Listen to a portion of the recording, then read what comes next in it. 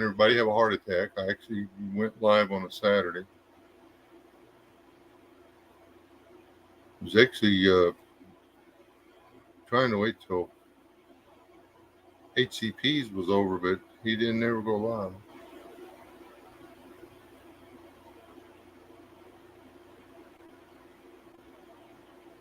Unless he went live now.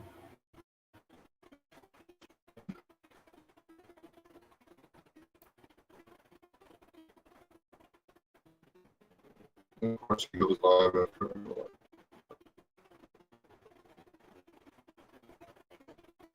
And we'll broadcast his broadcast.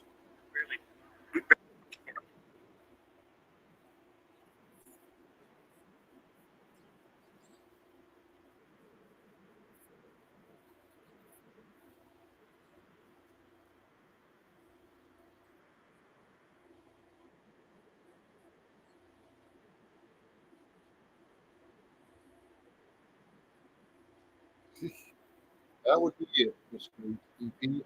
That's how it is right now for all you people that don't know.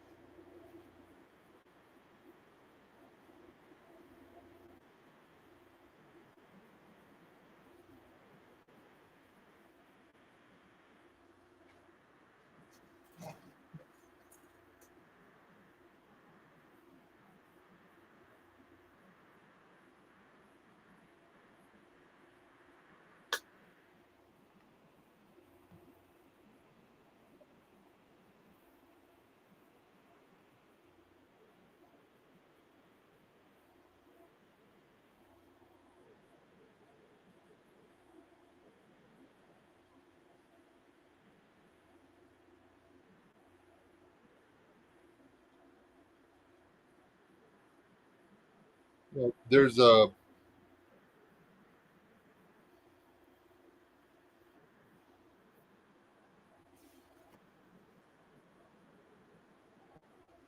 you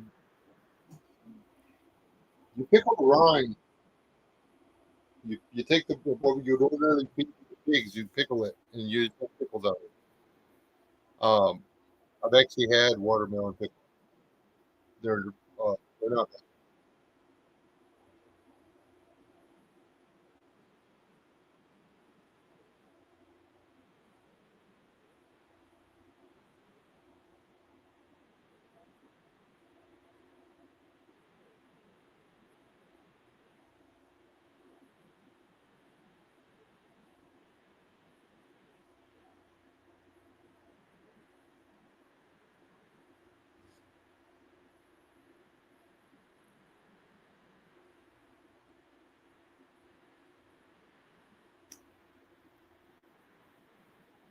Let me see if I got anybody in my stream here watching this live stream.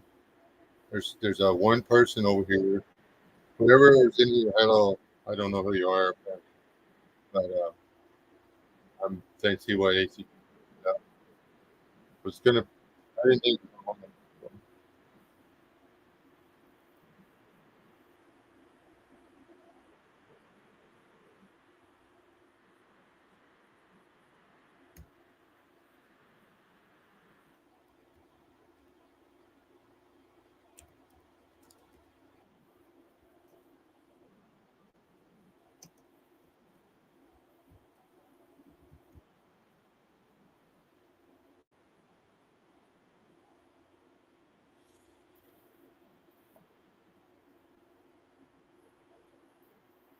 The picture keeps going blurry, man.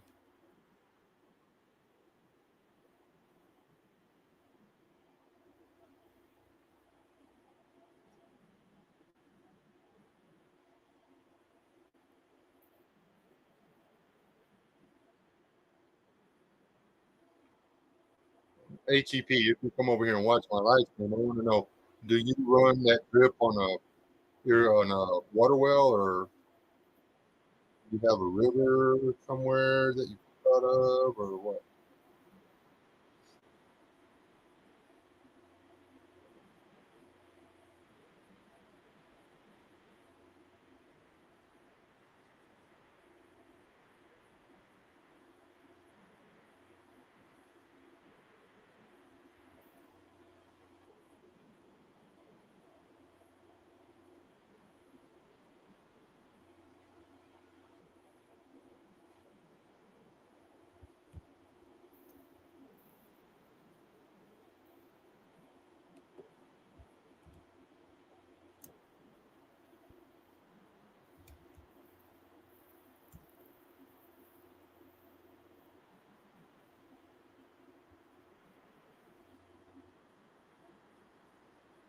Hey, Carol. Hey, Miguel. Driving south. I'm watching another live stream in the background. Hey, keyboard. Um, no, ACP's actually kind of smart. And I like listening to smart people talk. He doesn't answer questions, more asks a lot of questions. He gives some opinions. But,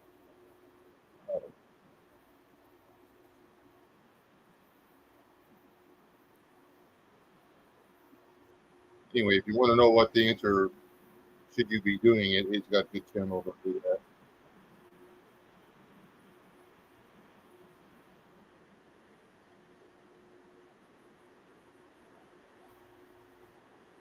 Since I got people in here now, I'll mute him and I'll just come over here and do my live stream. Um,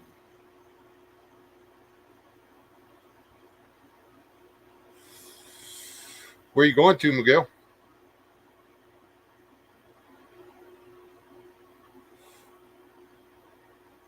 Hope I didn't already lose Miguel. He's probably like, well, he's not talking to us. I'm just gonna get out. Oh, I'm gonna get a new cat. That's another mouse in my building.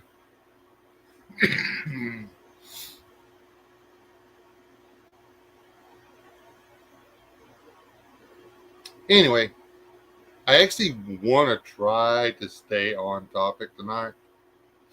So you people that come into the chat, if y'all don't mind helping that. Um,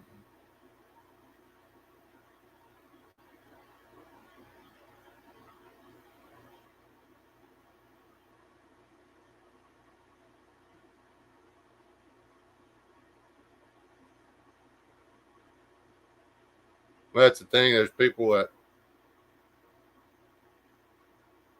that don't know they need to be doing it. They don't understand um, the way things work. Prepping used to, or preparedness, what we call prepping nowadays, is actually what other people used to call everyday life. Uh, the people talk about, they're going to go off and they're going to make their fortune, uh, whatever, before they get married and stuff. Back in I guess that would be the Victorian era, was the big thing or whatever. Let's see, some of the old boys at the Alamo, Davy Crockett, uh, Bowie. Um, they were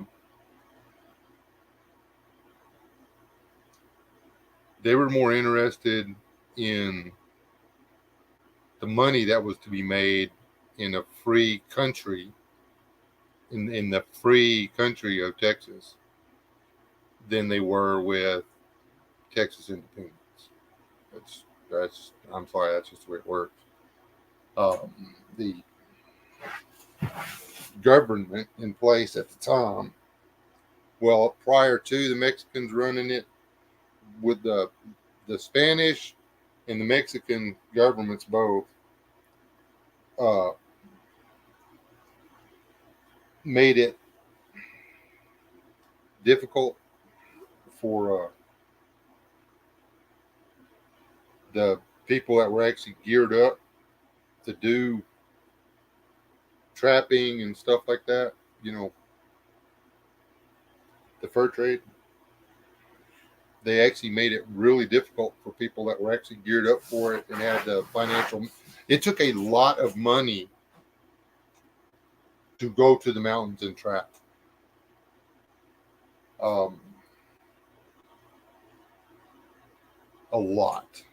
You didn't, a guy didn't go down to the hardware store and buy 8 or 10 traps and a donkey and a shovel and a hatchet and a bow saw and just hike out into the deal. There were very few trappers that went out running a trap line that weren't in a group, because one guy out there was going to wind up dead. The single standalone trappers were more something that you saw in the 1850s, 1860s, 1870s, like that. But back when Texas was becoming independent, it was companies. Now you could sign on with a trapping company and you could get paid really well. You could go out there and you could work a season. I mean, it was hard work, but if you did well, then you didn't have to go back out for another season. You could literally, then you could go buy all the stuff you needed for a farm or a little grocery store or whatever. You could open your own, and that's what eventually happened, which was really quick. The rendezvous only happened for a short few years. Then there were trading posts all over the place, and the guys that were out there trapping first got smart and opened up trading posts, and it just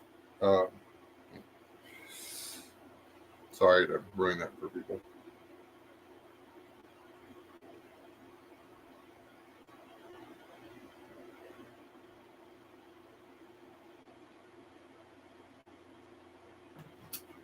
And see, a lot of people don't. They think prepping is something, and I really wish Uncle Al would come in here. This building we're in is our working pantry. This building that we're in is our food storage. We do not prep anything that we do not eat on a daily basis.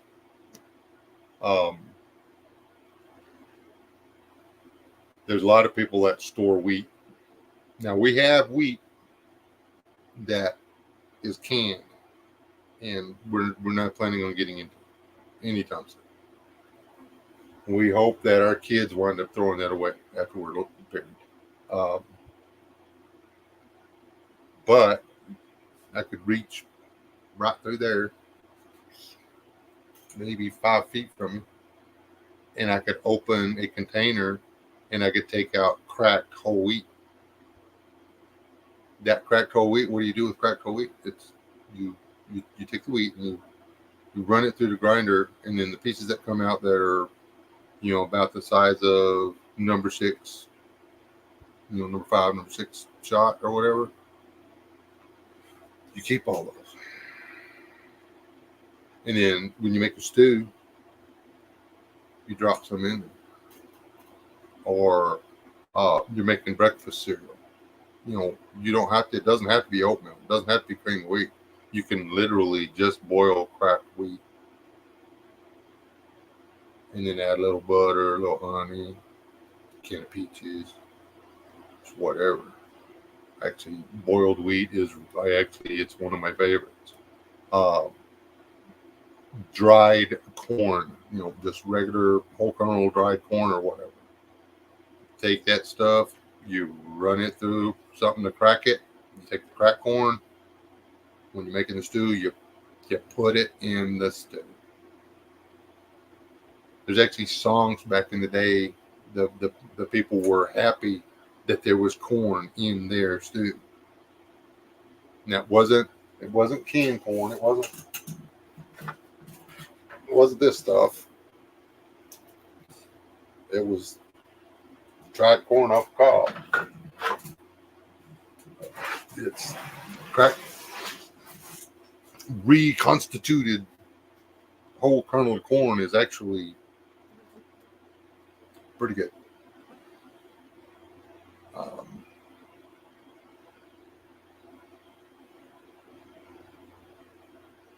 Preparedness is just having enough food around to where if something happens, if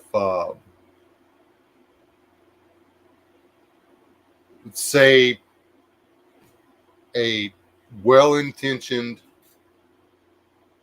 bunch of people take all of the extra transformers and wire and power poles and connectors and fuses and stuff like that to some third world country right off of the coast of Florida because they had a really bad hurricane, and or some little American territory that's out there in the middle of the water, and they haul all the stuff over there and they completely rework these people's grid.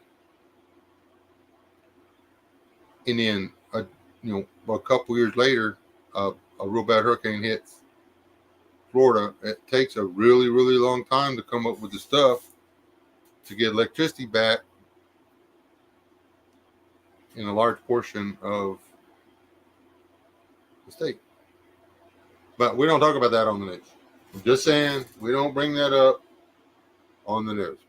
We don't talk about the fact that they cannot repair the destroyed infrastructure in a first world city on the American coast. We don't bring that up. We just glass over that, considering the recovery is in process. Okay.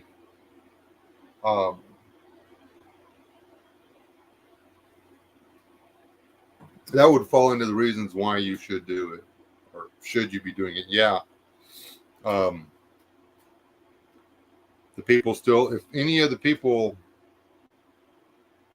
that aren't able to live in their homes on Fort Myers Beach because they don't have electricity, had a generator, then it would be a different situation.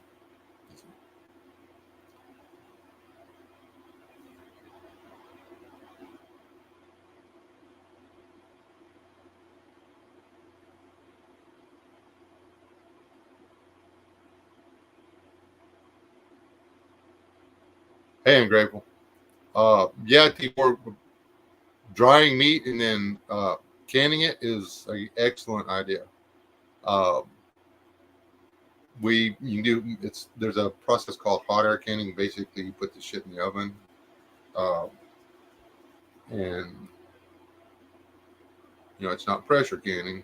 You have to make sure that you have all of the moisture out.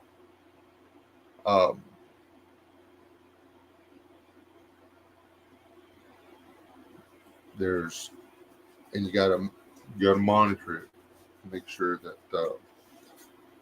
And whenever I make jerky, I'm either putting sugar, and I know sugar's not good for you. Neither is salt, but sugar and salt are a whole lot less bad for you than that.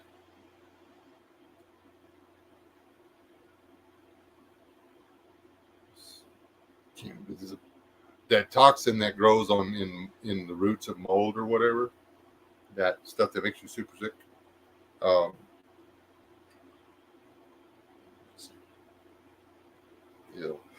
The mold does not have to be visible to be there.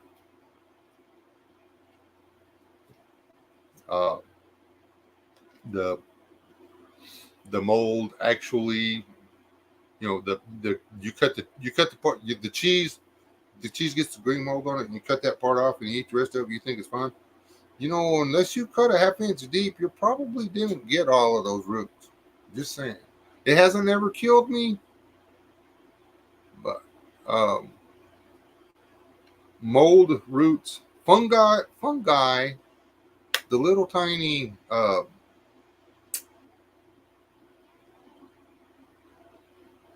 what are the roots of fungus called? Anyway, those things, they're microscopic. You can't freaking see them.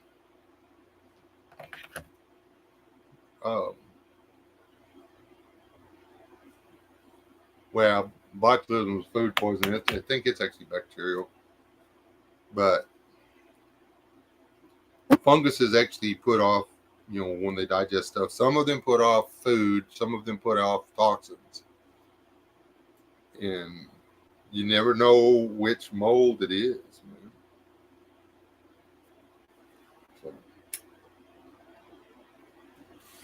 I'm just saying. I mean, it's a good plan.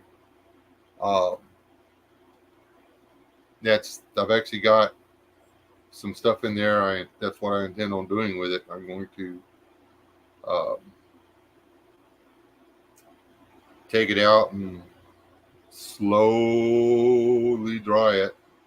I'm gonna cook it until it's a rock, and then I'm gonna put it in jars and put it in the oven until everything's hot. Take it out of the oven, screw the lid tight, and if it goes quick, we're all good. Should be all good. Is I don't know of anything bacterial that can survive 250 degrees. So, hey, Trajan.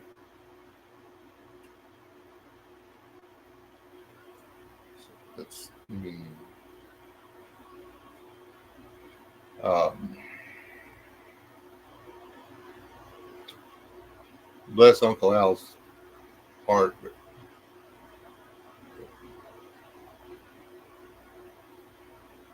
sitting here. I need to reach up. Hold on a minute. Y'all pardon my striped belly. Talking about this being working back. I need to take this in the house. Keep forgetting to take it in the house. Been out for 2 days. I've been working off of my salt shaker. Can't refill my salt shaker when it gets empty, so I better take the salt in. We've got we found a little, it's like surplus food grocery store. We're liking the crap out of that. You gotta watch or whatever, but we bought a whole bunch of pancake mix that is not out of date. It's close. But we probably paid 25 cents on the dollar for that stuff. And we can just move it ahead in rotation for the stuff that we have that still got 2 or 3 years left on the Best Buy date.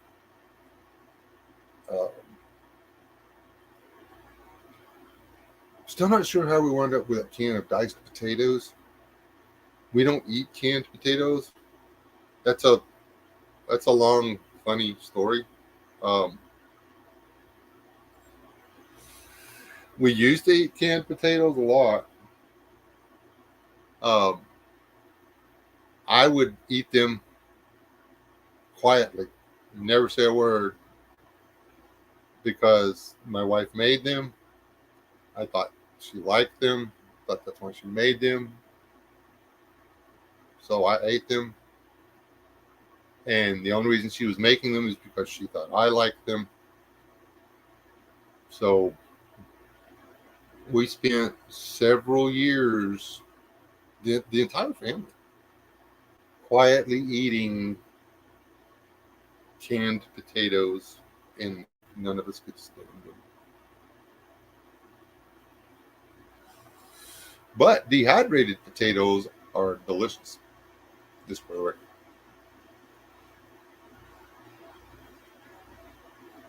Hey, Corsair. Canned potatoes taste wrong, man. Peasant Nation. Hi, Desert. Hey, I was like co-broadcasting you over here on this, but then there was people, so I had to come over here.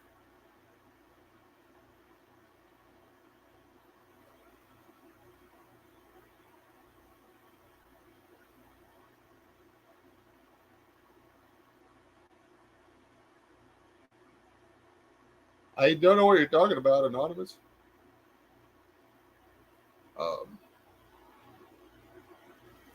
Hey, Wayne, that's you. Is that you, Wayne, Peasant Nation? Did you change your name?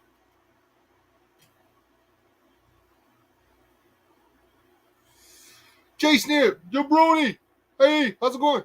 Man, we are still eating off of those bean seeds, the long beans or whatever. We're actually trying to. We got to save some seeds. Um, those beans are the shit, but they're just like great. Um,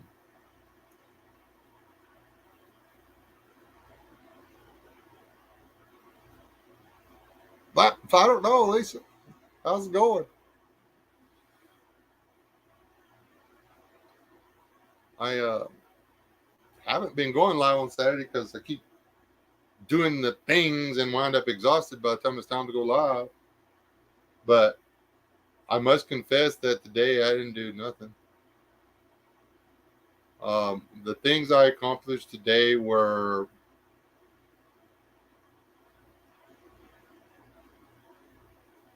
I took the sun oven off of the top of the tote and put it on the shelf that I built yesterday. And then I took the stuff out of the tote and redistributed redistributed it. I moved it crap around to the places it needed to be. And then I played with a grandbaby a lot. I like played with the grandbaby a lot. And then we went and ate Oriental food, which is really good. And then come home and I'll play with grandbabies more. And then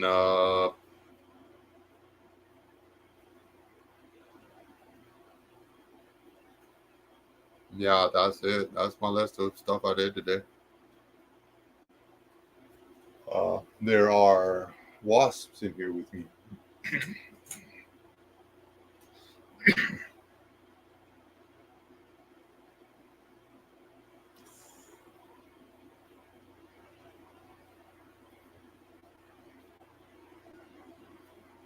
How many of you people drink hot cocoa? I mean, how many of you people enjoy hot cocoa with marshmallows? With marshmallows when it's cold outside. Be honest. Don't lie to me. How many of you people like chocolate milk?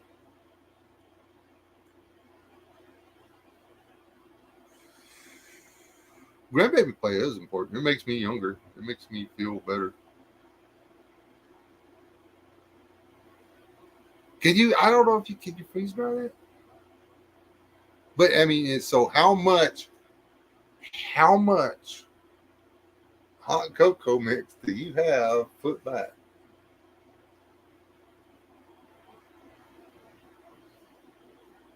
Do you have a year's supply of hot cocoa?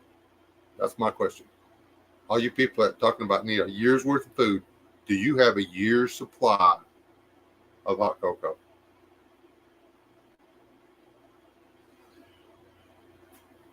Can everybody in your house have two big hot steaming mugs of hot cocoa every day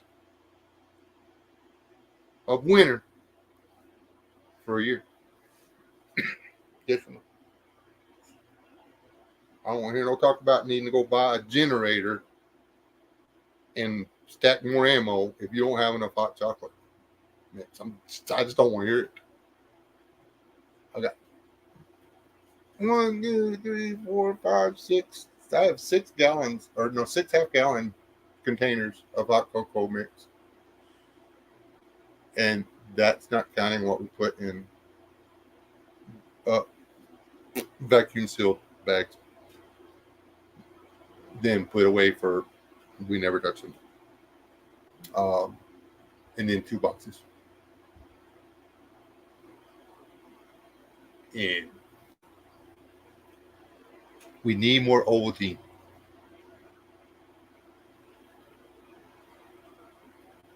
I confess I do not have a year's supply of chocolate milk.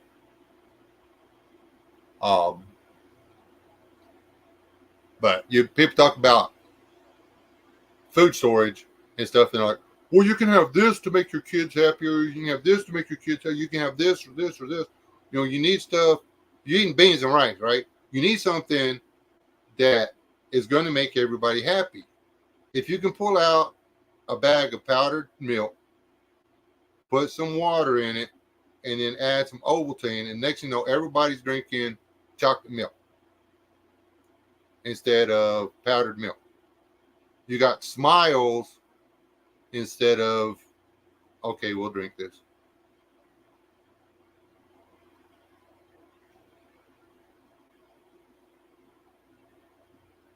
What? Shut up, Steve. And pancake mix. How much pancake mix you put up? I mean, yeah, you can have flour, and we have the chickens. I mean, I can make pancakes from scratch, or I can just add freaking water. Shaky, shaky, pour out, bakey, bakey.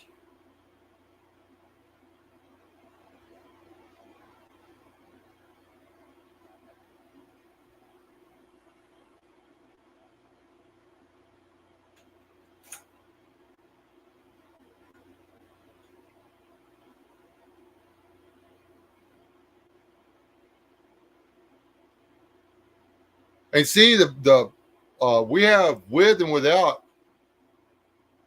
But see, here's the thing: if you're into the stuff that has the marshmallows, and you're me, and you don't actually want the marshmallows, you will take hot cocoa with marshmallows in it. I believe that's for special occasions. Okay. But you can take your marshmallows out and say the person that really likes the marshmallows, you can make a gift of your little pile of marshmallows to that person whom you care about and make their day that much better.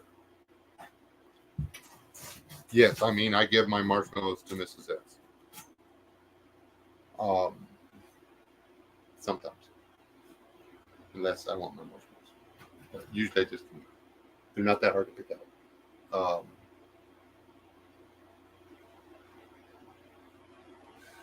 And the Mexican Ovaltine is pretty good too, by the way. It's not Ovaltine, but it's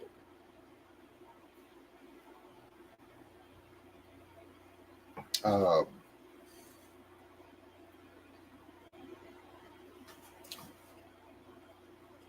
What else? Tuna fish, man, it is so hard to go wrong with tuna fish.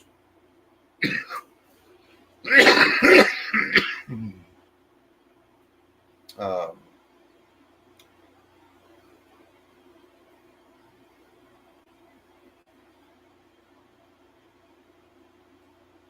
Life's rough, nothing's going your way, you're having to eat out of cans and stuff. You can take instant potatoes and a can of pulled barbecue pork, and all of a sudden you're having a barbecue, man. You're not eating. You're not down in your bunker having a bad day. You're having freaking chocolate milk and a potato skin with barbecue in it, sorta. Um, you got the stuff to make bread. I mean, there's no reason that you have to do without. I have canned Sandhill Crane up there, people. It's really good. Feels. I done bought the Evo, man. I'm gonna knock them out of the sky all winter long again. I got a freezer full of them damn birds.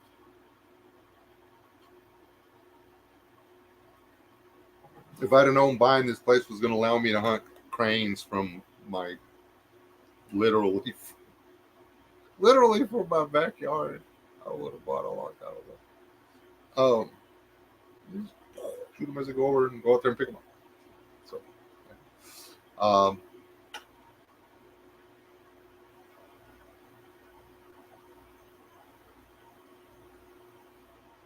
That's something else. I mean, we do not.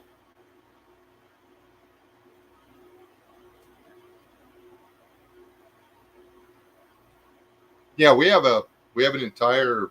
Well, I think we have 1.5 5-gallon buckets of hard candy.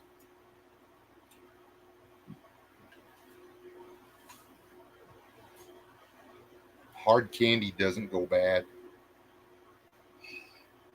Keep it dry. Keep it dry. Keep it out of the sun. It's just sugar. It'll be okay. It might eventually go bad, but in 1970 something, there was an airplane crash in South America. One survivor. She had 12 or 13 butterscotch candies in her carry-on. I forget how many she had, but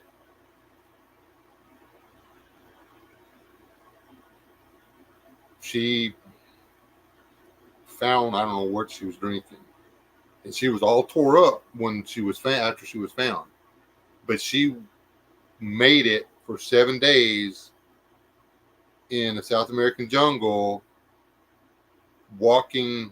She self-rescued with nothing to eat but butterscotch candies. That sold me.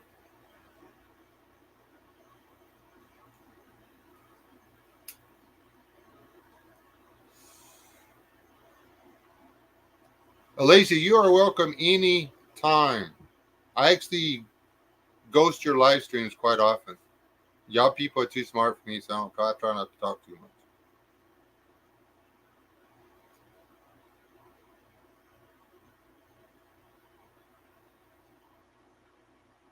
What tradesmen say? I missed something.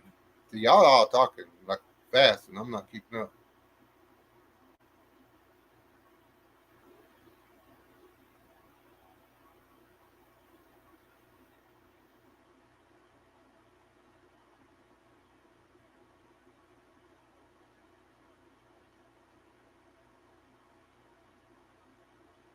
I've never had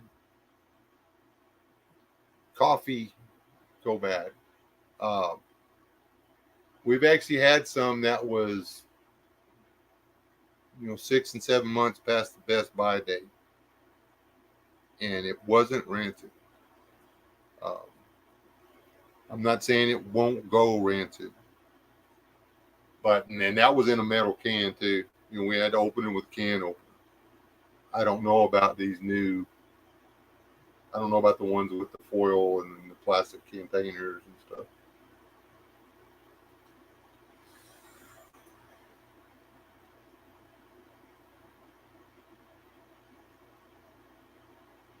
Hey, Rob Painless, how goes it?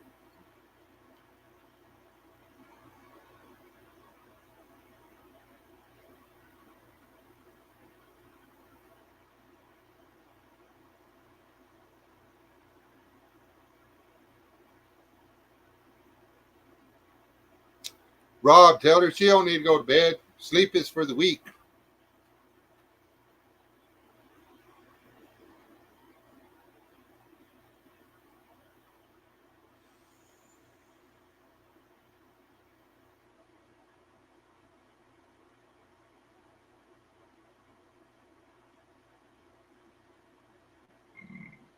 You're weak. Try strong coffee.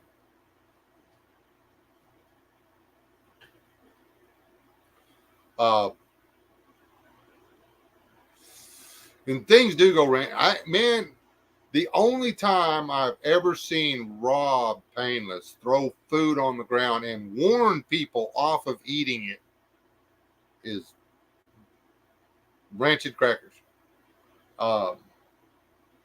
And I confess, when he went looking, I got one and took a bite, and yeah, it's pretty rough, but I could have ate it. But that man, there is something that man will not eat, and it is turned crackers. So we know we have found the man's kryptonite. Just put turned off crackers on top of whatever you don't want him to eat, and that'll be the end of it. Everything underneath those crackers will be safe.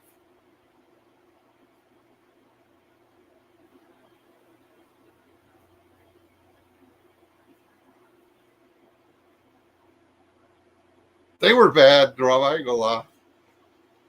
They, what amazes me is that you just don't give up on something until you just can't eat it anymore.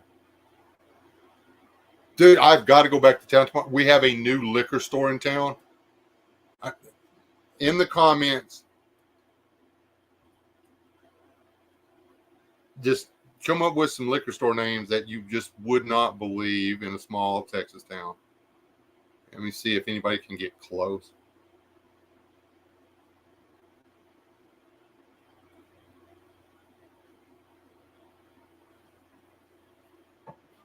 Uh, their mascot is a giant rooster.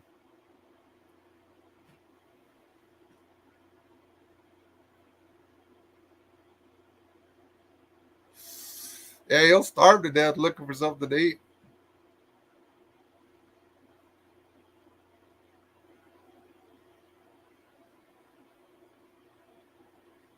That's not bad.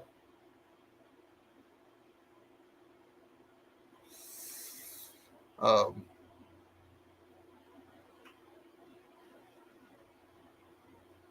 the this is, I believe, her exact quote was, "Why would somebody name their liquor store that?" I couldn't stop laughing. I laughed for 2 blocks, but I left my phone at home. That was good too, Walter, but that's not it.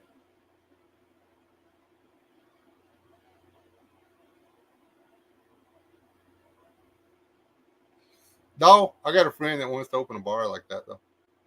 Jason, if that's a good one too.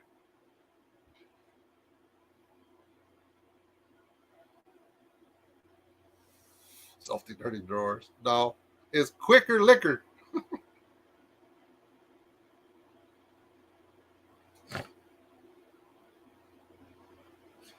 Oh, I'm sorry.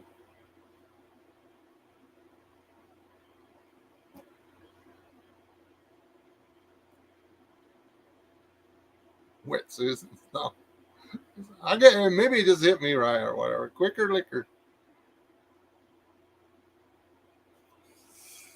Oh,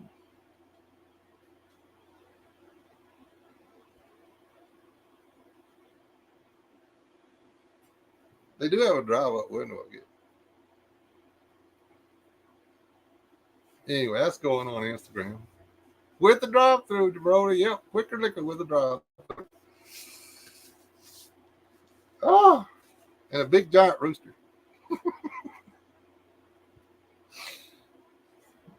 Right under the sun. Big giant cock right under the sun.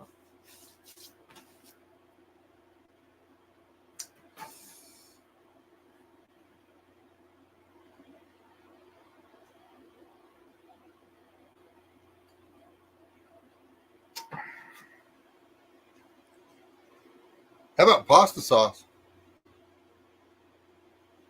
Cakes and eggs.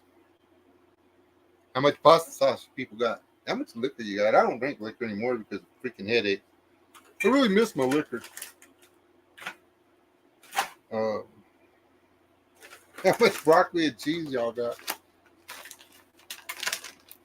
I need to eat that. I'm gonna take that now too. I got for supper tomorrow.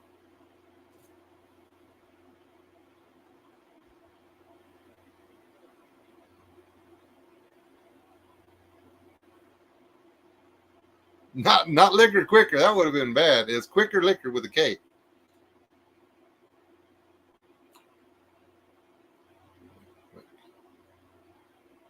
This is, oh, I thought it was funny. That would be hard to do. And if you do that, Drayton, you're doing it wrong. So, hold on a second. Screwed up.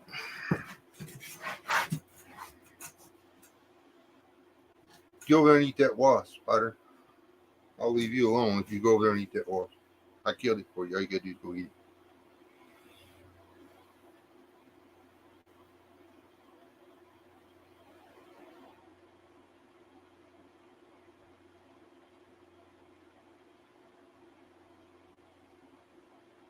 Was it in post, Jabroni? Because there's a Red Barn in Post, Texas. It was it was the first drive-through liquor store I ever seen in my life.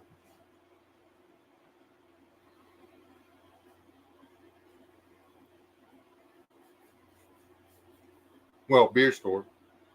You could literally the building was designed to drive through.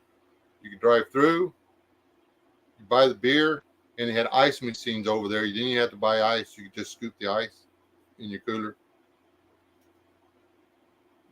It was it was awesome. That was back in the golden days of the oil field.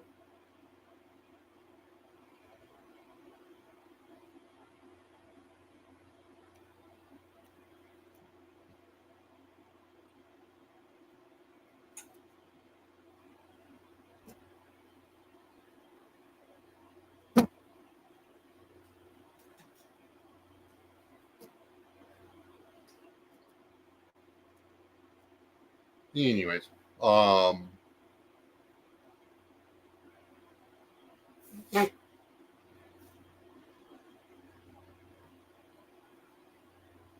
how much tuna fish you people got put up or put back? I mean, some people don't eat tuna fish. I don't know why. Some people don't. I have to turn the air conditioner. 78 is not cutting it anymore. Oh, it's got to raise that.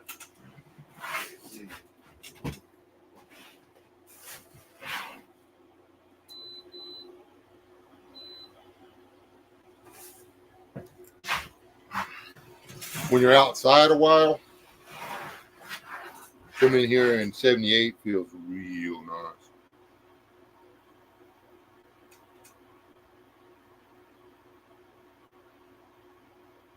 Oh, really? How about canned chicken? Wait. Hold on. Get out of there. That's my car.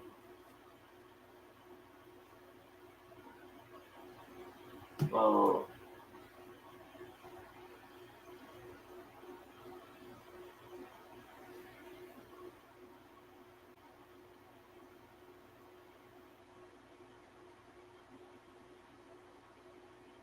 I actually never eaten fresh tuna. Fresh, man, I've seen too many people digging worms out of tuna fish. Now, I don't mind eating cooked worms, but I ain't eating them raw.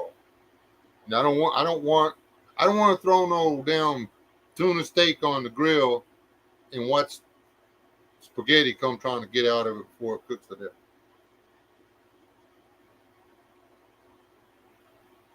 Fido is SOL. No, actually, our dogs, we don't have dogs. We can't afford dog food really to put it back, but we do have rice.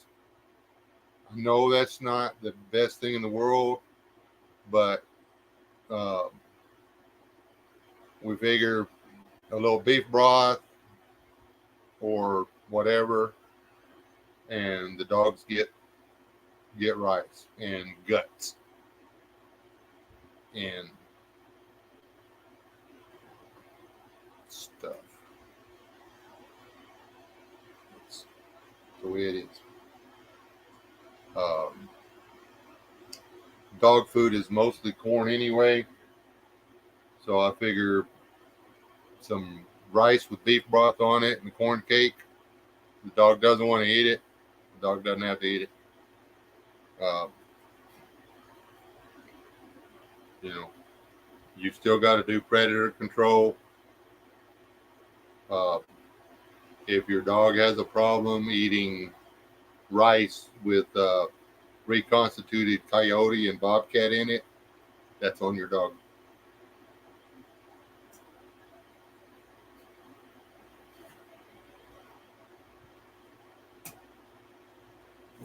That's it. I put it down. You come right back. I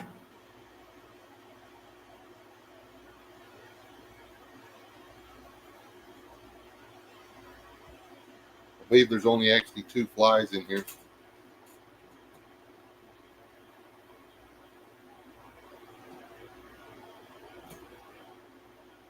one of them is fond of this elbow and the other one is fond of this elbow.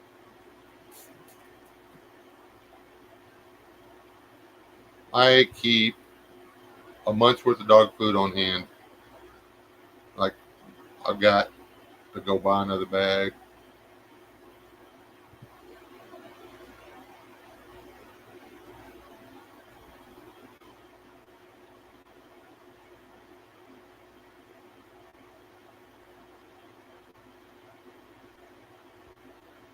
Yeah, and that's the other end of it. Sadie actually prefers table scraps.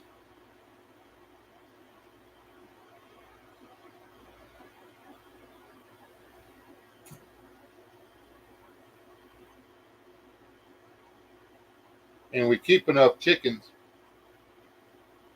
to,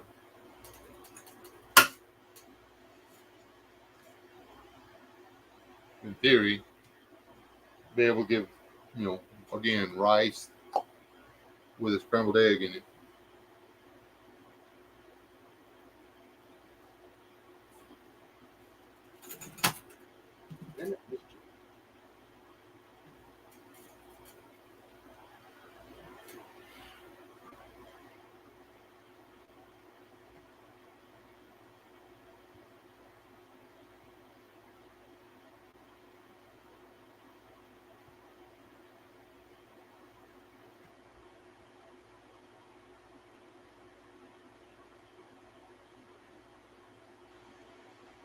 It's that I don't have a dog.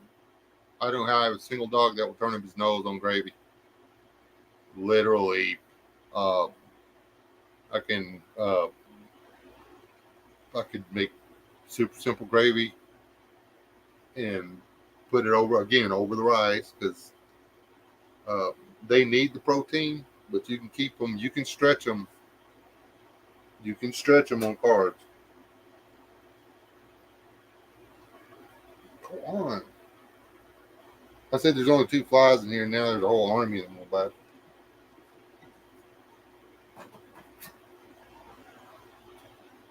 we can pop up over here.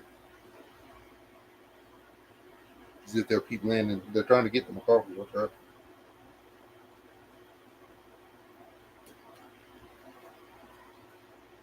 Anyway, dog food is something a lot of people don't think about it.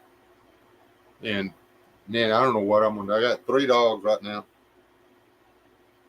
And one of them doesn't eat much, but he's old, so he gets special food. Um, he gets the soft dog food, and it's um, it's $20 for a month. 20, and he's a little dog. It costs $20 a month for him to have his special food, and it's just a supplement. He'll eat the dry dog food after he gets his little bit of whatever. Some of it is he's full, but he's he's a pain in the butt. But he's probably, I can't call he can't I can't call him a bad dog. He doesn't like the gun, but if the gun's not involved, he will help Sadie. He'll be right out there in the middle of it. But when he's done, he's not going to keep whatever's in the tree. He's not going to stay there to keep it up there when I show up with the gun. He's going to go home. He's got hypersensitive hearing, and he cannot stand the sound of a gun. He can't do it.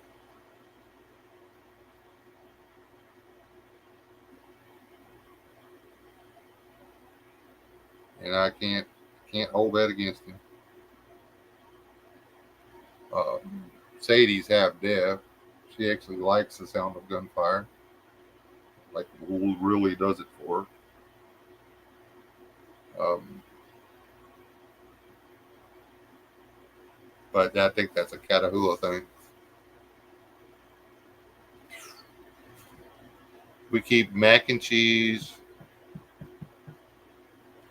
Spam, canned ham. We keep a lot of rolled oats. or we call them old-fashioned Quaker oats, and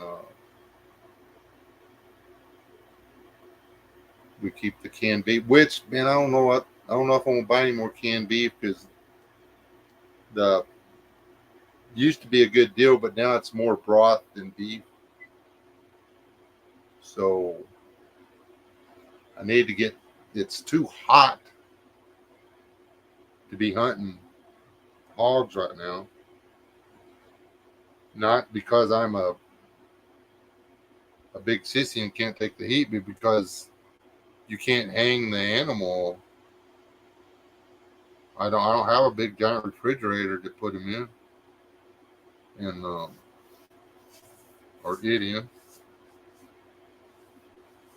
I'm gonna tag out. I'm gonna try to tag out this year on deer. Um, if nothing changes in my county, I can take this meeting and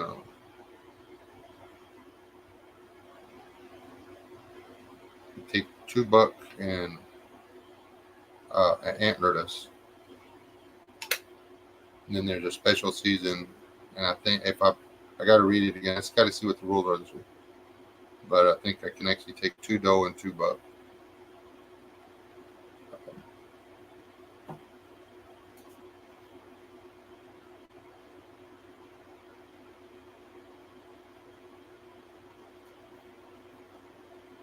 But that's um, 1 deer is enough calories for 2 adults for um, I can't remember now. It's not much. It's like a week.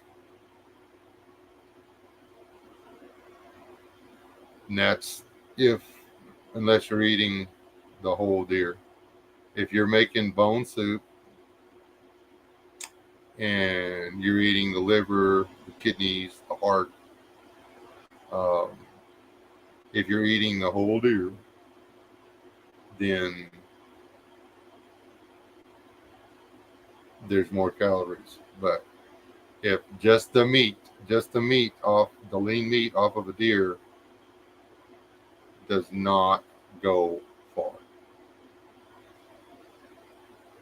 They're like, oh, we'll go out there and we'll hunt deer. We'll live off of the deer. Okay. Good luck with that.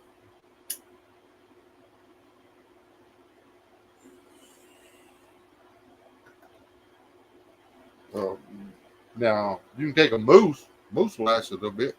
But a moose is basically a cow. An elk is a small cow. So, yeah, if you can take an elk or a moose, or I don't know if there were still bison out there, you can do okay with a bison. But deer's just not going to last.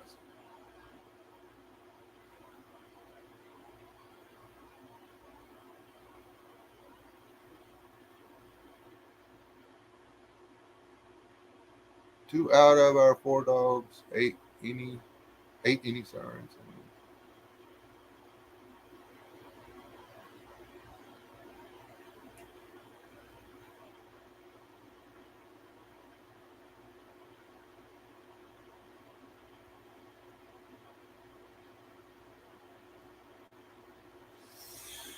All of them are dry. Deer's real lean, and the fat is not palatable.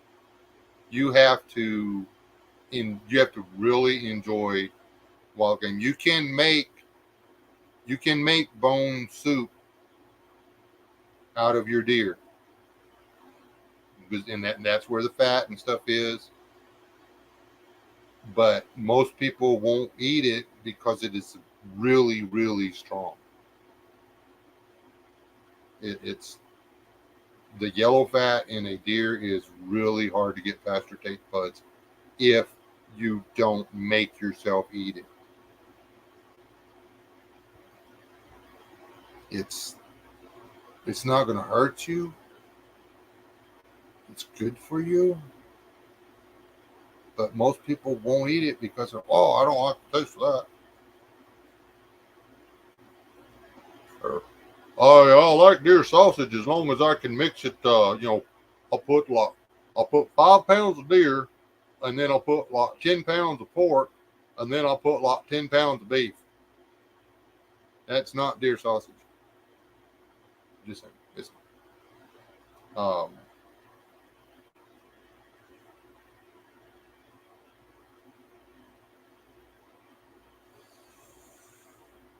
well, and there's things you can do to take some of the game out or whatever a deer, but um, if you ain't got refrigeration, you ain't gonna soak that stuff for 2 or 3 days at no brine.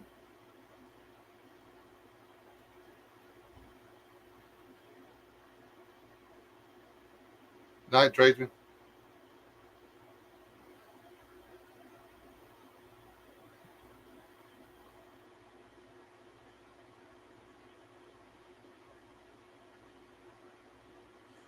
Now, mixing the beef fat, and that's when I'm making deer sausage. I go and I buy the brisket. I buy beef brisket. I trim the brisket, and I take the fat off the brisket and put it into the deer sausage. That's something I can do now. I can't do that in a SHTF scenario. I actually enjoy the taste of deer. I will keep the ribs. I will cut the ribs up into small strips. I will put the ribs in a pot of boiling water. I will boil them. And then I will throw potatoes, peppers, onions, and I will eat the stew. It's freaking good. Is it gamey? It's gamey as hell. But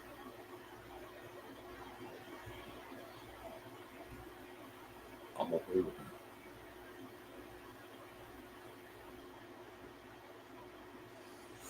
Wild hog is delicious. And I'm hoping to score a couple of fat sows while I'm scoring the deer. Because then problem solved. It's 50-50. All the trimmings off of the pork and all the trimmings off of the deer going in the same thing. And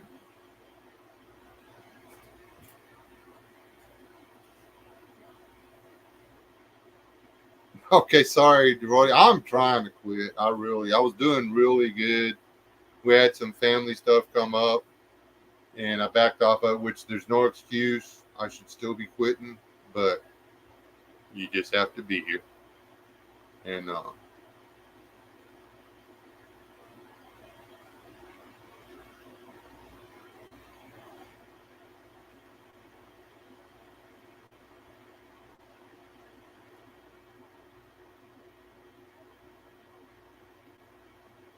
it is the closest one is 64 miles away, and I am not paying that. Uh, I'm not paying $100 to hang my deer. So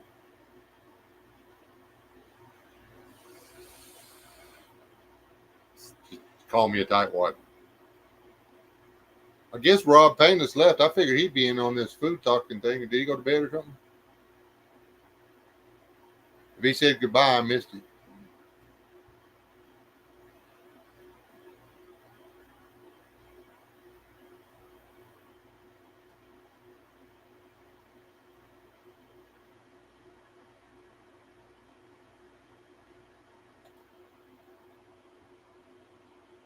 He's probably mad at me because I called him out on his peckers.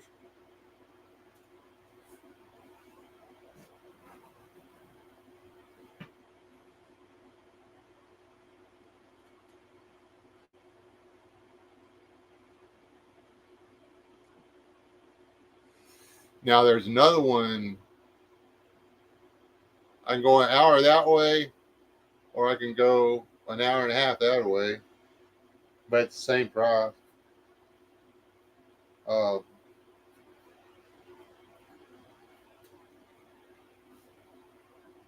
oh, okay. Well, tell her I said hello, Rob. Not that I said hello, Rob. That I said hello, Happy here, or Christy, or whatever.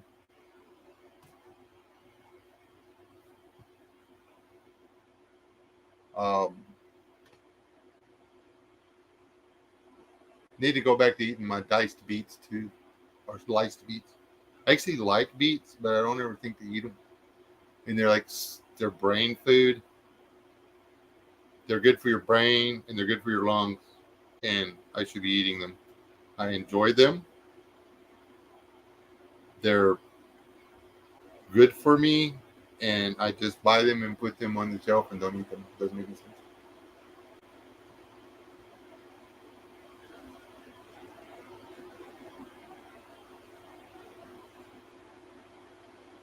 All right, Anonymous. Good night, Wayne. Man, I am trying really hard to get a road trip to Tennessee. Trying really, really hard. Um, it's tricky now with all the animals, though. But I think if I can get some of the animals in the freezer, I think it'll be better. So, uh,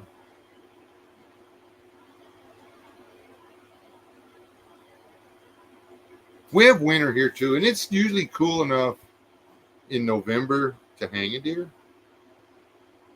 Just has to hang overnight. I mean, I'm okay with overnight. Um, I used to have burlap to wrap it with. So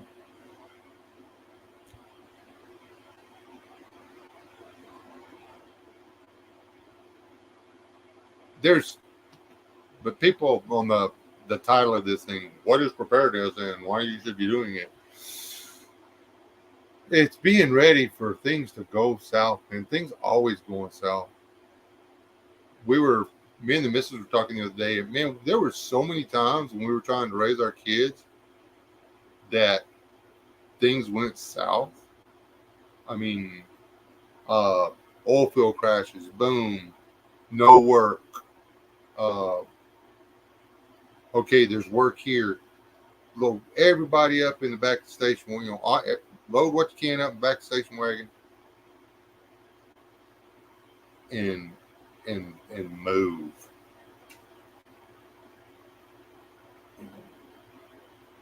And I was okay when they were little bitty.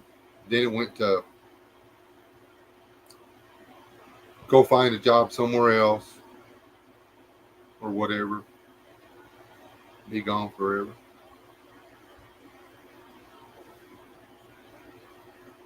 But I mean, things can go bad. I mean, it doesn't have to be this world-ending event for you to need 6 months worth of groceries. If you've got 6 months worth of groceries in your pantry and you have to stay on unemployment for 6 months, you can eat.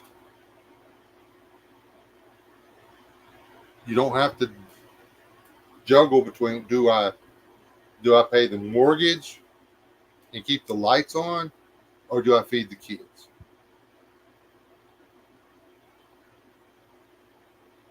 Yeah, a bass boat would be nice. I was joking around with the wife about stealing her credit card and going to get me a bass boat. That would be insane. Um, it just would be stupid.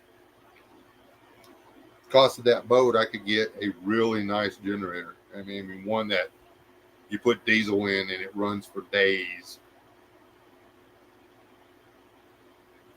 and powers every freaking thing. That's a little gasoline powered thing that you can run a refrigerator and two lights and your ham radio on. I'm talking a super quiet diesel generator is cheaper than a bass boat. So if you got a bass boat and not a diesel generator, tear up your prepper card because you're not prepping nearly hard enough. uh, but I got him. I want one. Don't get me wrong. I want one. I want one of them solar generators. What they call, so they're not solar generators. They're battery packs. I want one of them battery packs. Uh,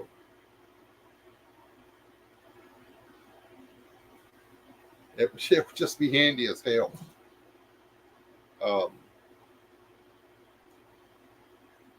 you get $200 worth of solar panels, and you can keep it charged. You can get a lot of stuff. You can run your power tools. You can run your little beer fridge. You can run some lights. Charge all your camera gear.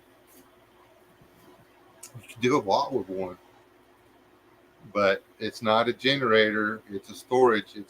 It's the battery storage for your solar system.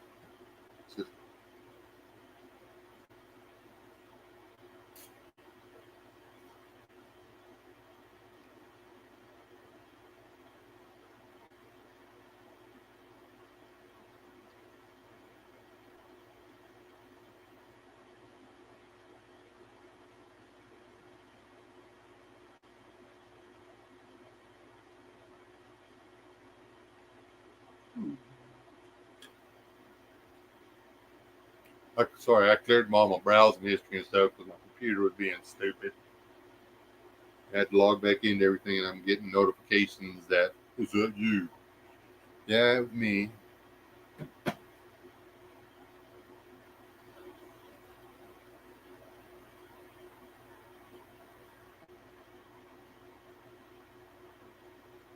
Yeah, and man, I want to finish them. I found all the barrel yak too. It's over there. Um, I really want to put that together. I want to finish that.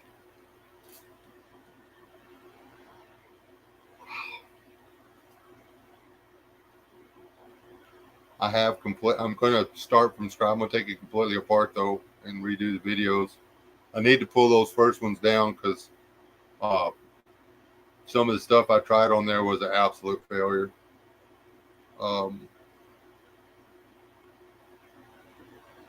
I think I could make it work, but the way I did it did not work as well as it should have. I would not want somebody to try that. I do not want somebody to try that and wind up getting hurt.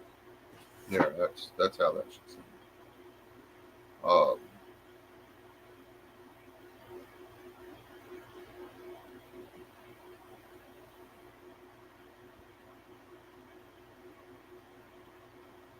yeah, I wouldn't go out on the Great Lakes in a pontoon boat either. And if I'm gonna buy a boat, it's gonna be a pontoon boat. Um, the end. Um, I don't plan on teaching. I mean, I'm not letting anybody jump off my boat and put sticks on their feet and hold on to a rope while I haul ass. That's just not going to happen. So I've driven the boat and everything, but I'm not. The whole time I was doing it, I was scared to death the kid was going to get hurt. And,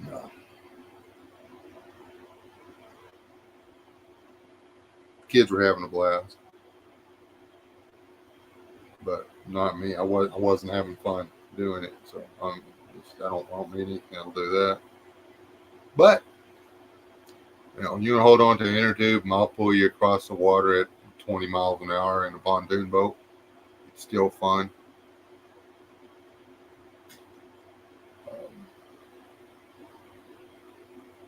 What do you want? Which one are you? Which dog's bacon in?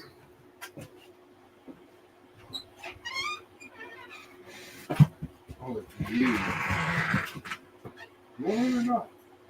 Come on, both of you.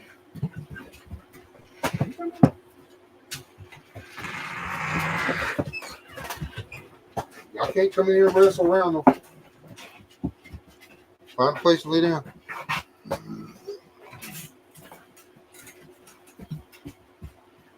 Why are you wrestling?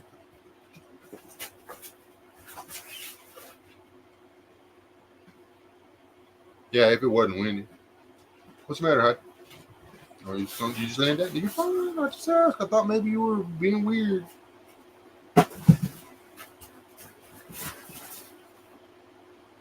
There's no question whether or not you're being weird, Hazel. You're weird. What's up, old man? Hey, you, Bushwalker. The old man came over here to get petted. You didn't. You didn't even want to talk to me. I'm not going to pet you. I'm going to pet you. You don't even want to be my friend.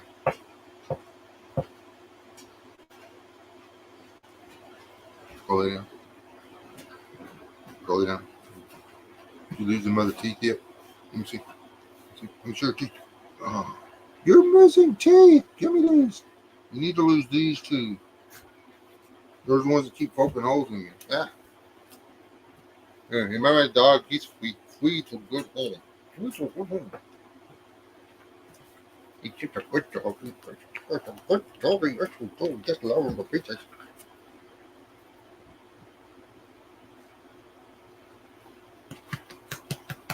You know, you tighten that collar up, though. You're still breathing. There's got to be something wrong with it. Go lay down. Quick. Go lay down. That's fine. Lay down right there. Oh boy. He's not very smart.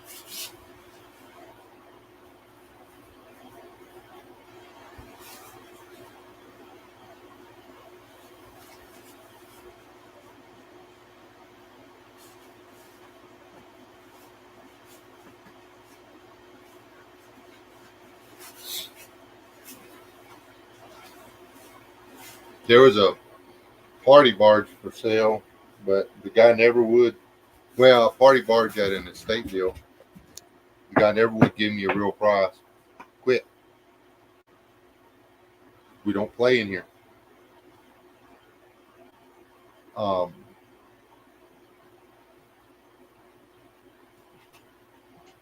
so let me get that. Party barge is basically a little Tahoe, almost flat bottom boat. It's made of. It's the deck is the same principle as a pontoon boat. They're a little quicker, a little bit more stable. A little closer to the water.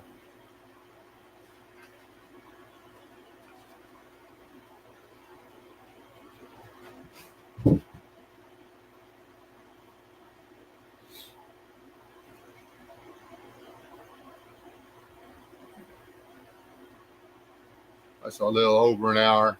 I'm starting to ramble. We ain't talking prepping anymore.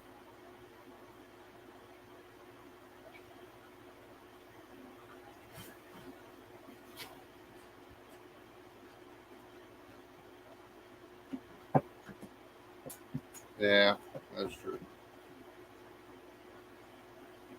You got around here, anywhere you got that you want to put a boat in. For most people, I've got. I'm one of the lucky ones because where I live, an hour from.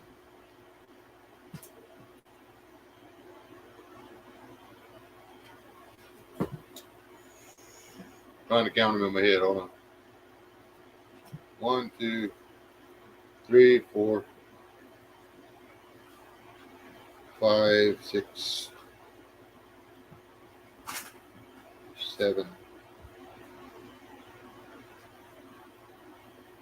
Just outside of that. So we'll go with 8. I'm an hour. I'm within an hour of 8 different bodies of water that you could safely put a pontoon boat in.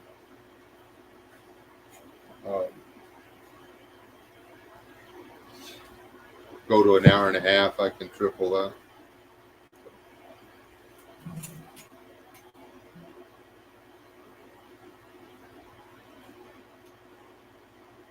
Go to 3 hours. Wow.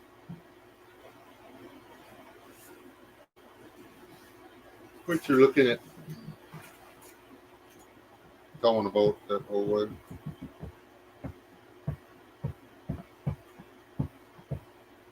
Um, man, I have heard about this lake my entire life.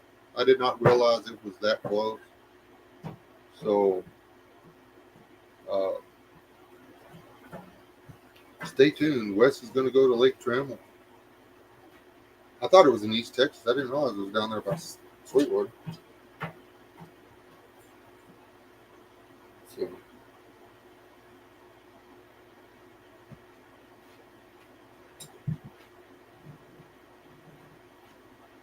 it's not a state park or anything like that. It's just a lake.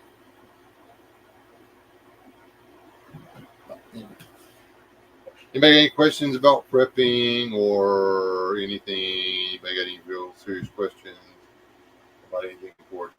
Any words of wisdom for anybody who's like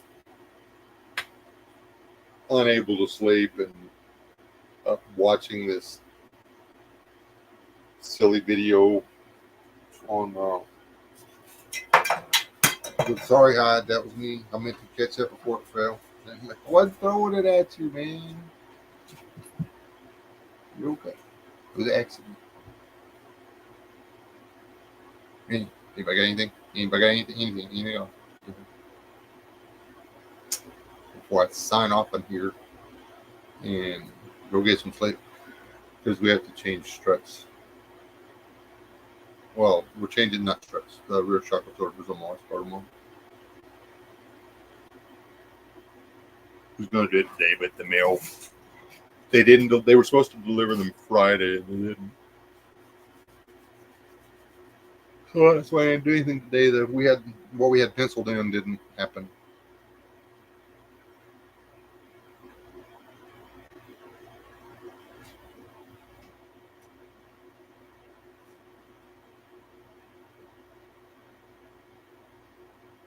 Actually, Chipper,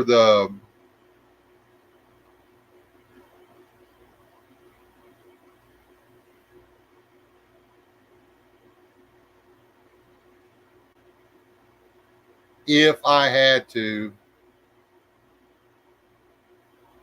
within walking distance, I have a place I could take uh, the wheelbarrow and pan line in a small bucket, and I could get 5 gallons of water. The walk over there is not going to be bad. The walk back is uphill. And by walking distance, I mean round trip's a mile. Well, round trip is just over a mile. But like I say, uh, the return trips would suck. Now, if I had and actually, I am 36 minutes from a lake that if I had a water trailer and a little gasoline pump, that I could. I don't have the trailer yet, but I have a pump. Um, I could inside an hour and a half. I could be back with, 500 gallons of water pretty easy. Now it would have to be filtered or whatever, but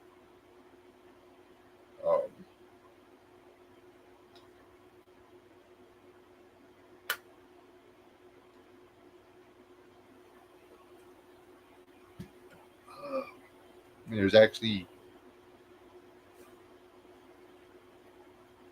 couple places even closer than that, but I trust the water more at that one.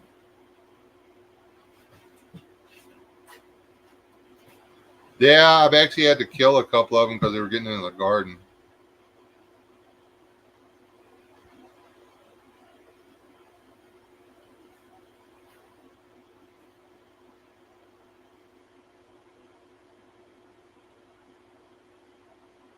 No, it's that uphill slope is quarter of a mile.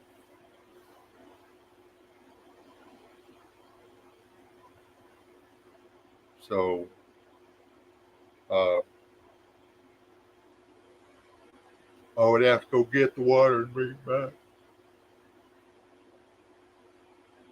I actually have Bob Hansler gave it to me. It's a 5-gallon backpack that you can literally. It's a backpack. You strap it on. Its sole purpose is to carry 5 gallons of water. Um, when I got it, I was pretty sure I could do that. Now I'm not sure that I could walk half a mile uphill with 5 gallons of water on my back. What is it? Eight times five? What is that? 45? 45 pounds?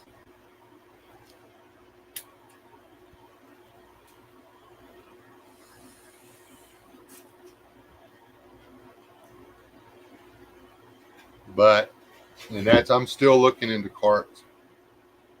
Um, been going to resale shops and stuff. If I can get my hands on a couple of 20-inch bikes, I'm not paying $400 for a 2-wheel cart, man. It's just, then people can.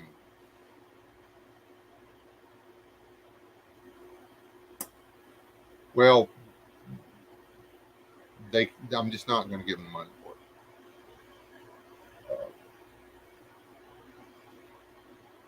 But I need two 20-inch bicycles that are exactly. They got to be exactly the same.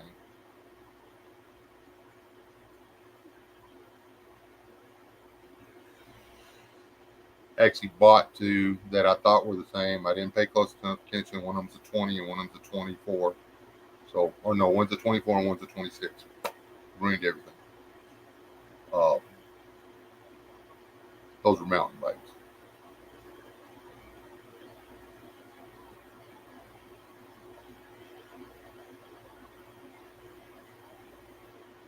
Yeah, we don't have any big trees.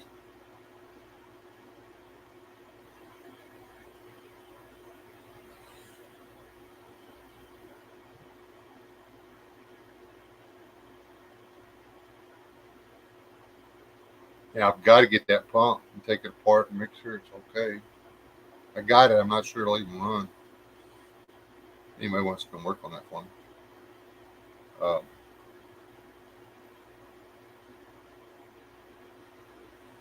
I do have an old school 8 horsepower gasoline engine with a gearbox that is designed to run an air compressor. Um,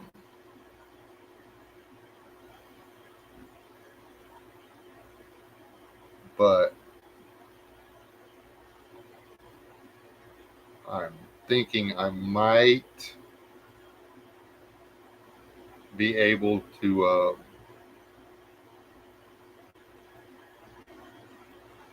put it on build a piston pump that would push the water far enough.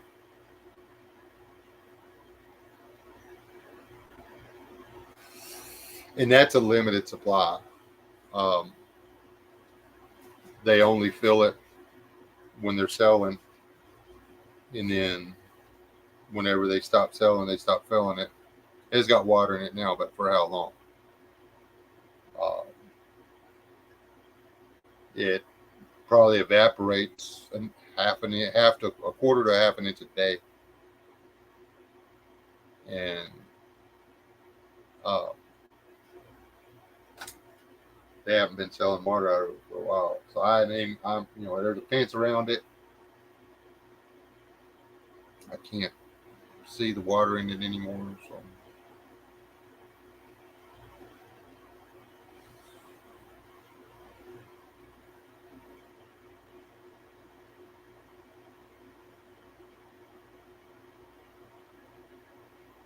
yeah, and see, I guess I should do a video. I just didn't want people laughing at me. Those little plastic sleds you can buy at Wally World to give to your kids so they can jump off a snow covered hill. I don't even know how the hell we wound up with them in this part of the world. They do work on wet grass though. Um, I actually bought one of those.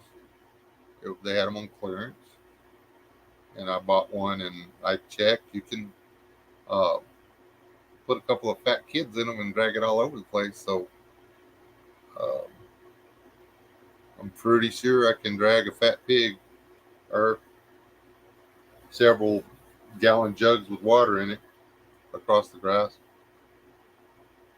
Um, and I need to go check and see if the spring's still running over yonder. That that water, if the spring's live and the spring is running, that water is as the crow flies, uh, 2 miles. So it'd be a 4 mile round trip, but that that's doable.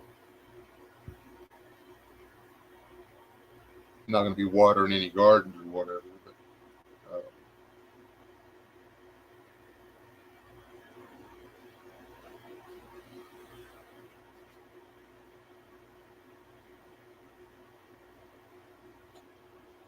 yeah, again, if the grid's going or whatever, um,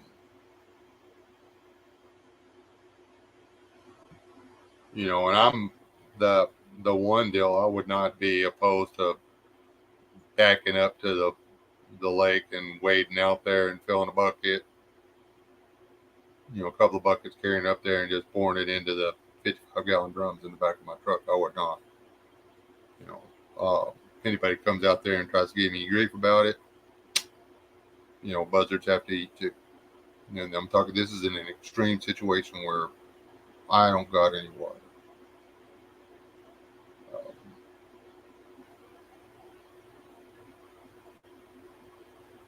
that's the only downside. Uh, the one lake, the people, well, that's all of the lakes here. The people think they own the water, and that that's going to be an issue. But uh, you want to come between my grandchildren and their cup of soup. That's on what happens is on you.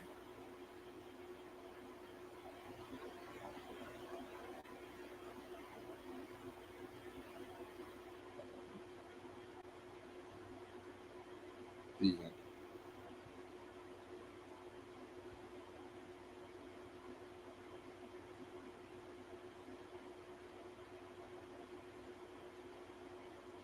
water has always been the our major concern in this part of the world.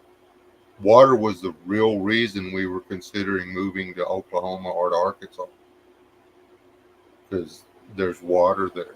There's not water here. I mean, we love Tennessee and Georgia.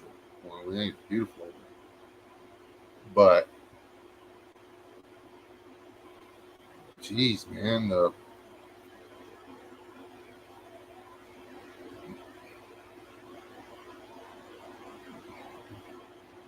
what's the name of that big fault line that the Mississippi River runs down? We on the wrong side of it. Hey, Aaron.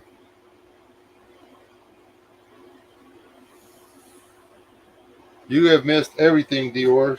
All you people going to start coming in here when I'm fit to get off. All right, if y'all let me go get a cup of coffee, if there is coffee. If not, I'll grab a Dr. Pepper and I'll be right back. Y'all give me uh, Give me 5 minutes. 5 minutes. All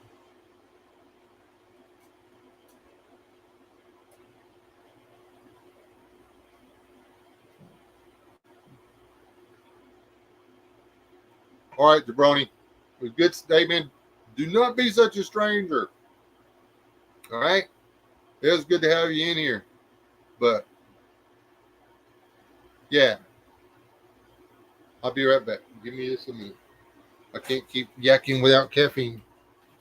Come on, you two useless guard dogs. Y'all can go guard them.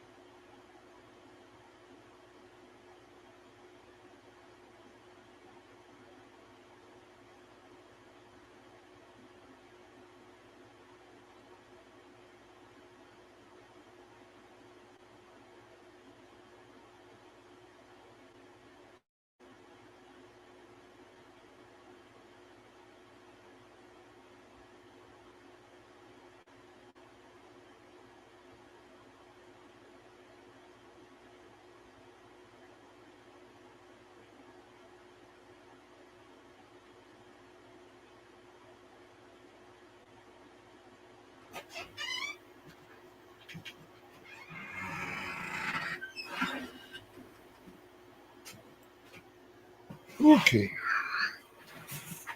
And everybody tell if y'all see Steve Monday, because apparently I can't ever get loose on Monday mornings to go into the freaking live stream. Uh, y'all tell him you missed it. I'll feed off my porch again.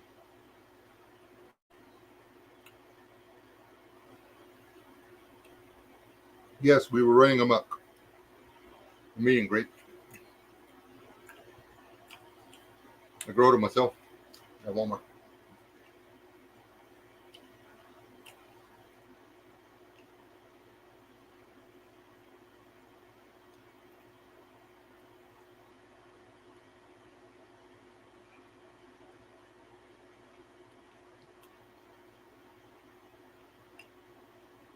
Um,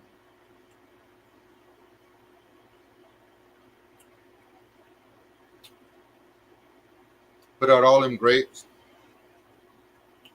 Several of them were doing great, and all of them died except for one.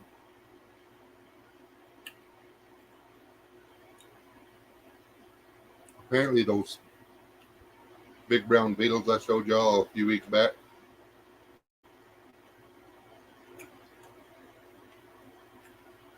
apparently they eat roots,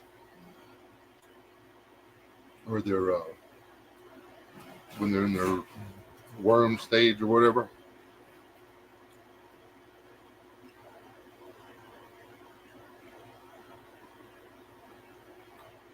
So no more live and let live between me and them.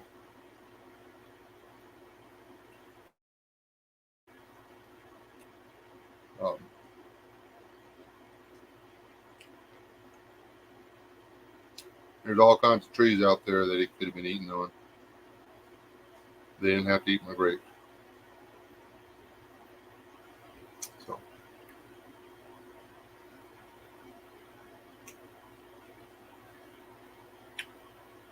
it's really good. This is my supper. Y'all have to bear with me.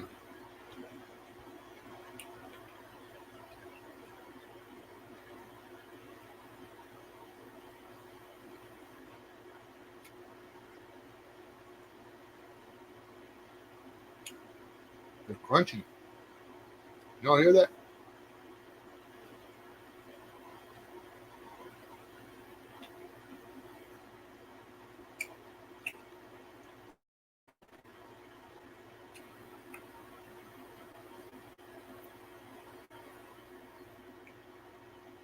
I made a Christmas tree.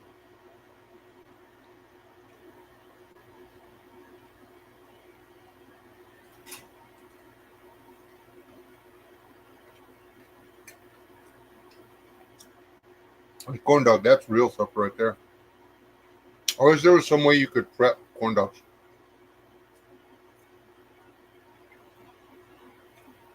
That would be like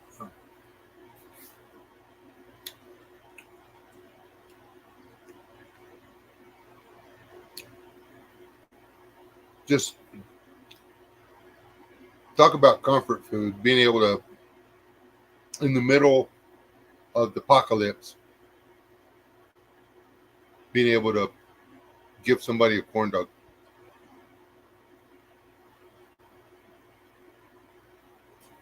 Or little pigs in the blanket.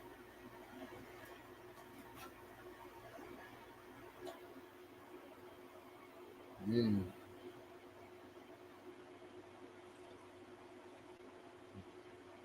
And I don't think you can freeze dry hot dogs. Well, I guess you could, but how the hell would you turn them back into hot dogs? I know you can can them. You can buy canned hot dogs or not hot dogs, wings.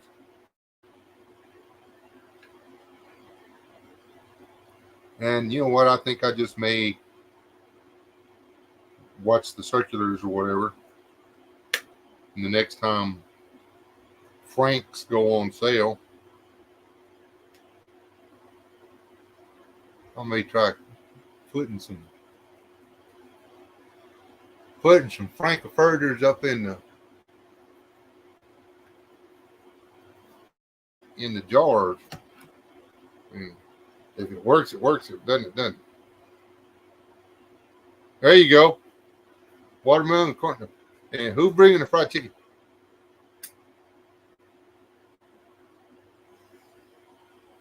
Oh,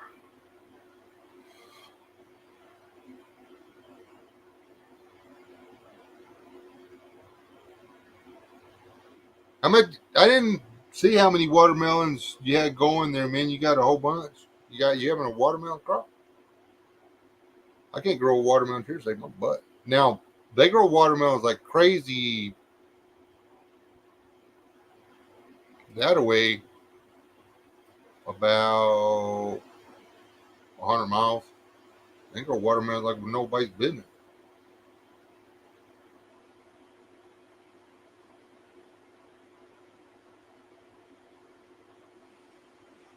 They got watermelons growing wild over there.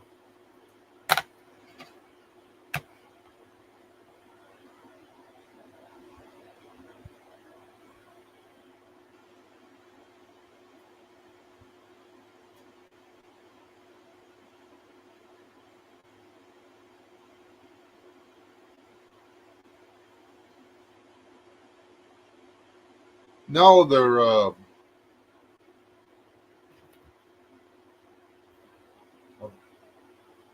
think I got a picture on here. One of the big buses.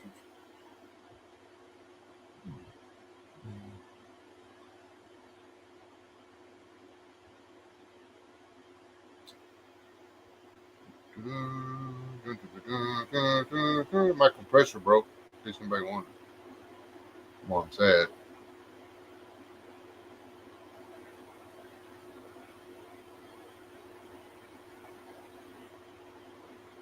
I put one up on Instagram. I know that.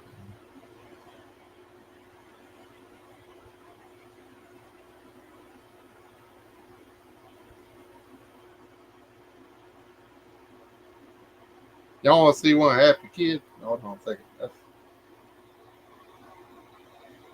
How about that happy grandbaby? That is a Dairy Queen ice cream cone. That was his. Come with his happy hour with his kids meal. We let him eat the whole thing. He ate half a grilled cheese sandwich and a couple French fries, and we were ready for our ice cream, so he cut his ice cream because that's the way grandparents should roll. I got pictures of snakes, everything. Apparently, I do not have a picture of that dadgum bug.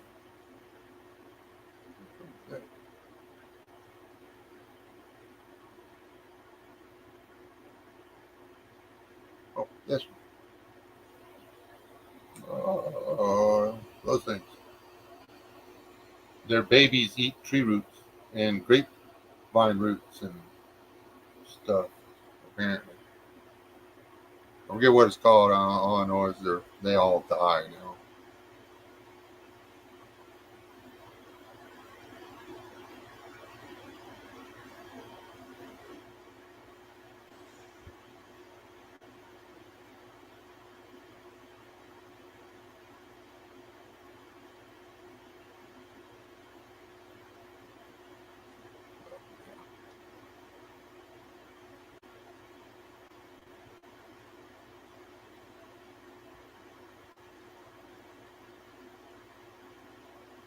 Got a lot of pictures of my grandkid on it. In case y'all wondering.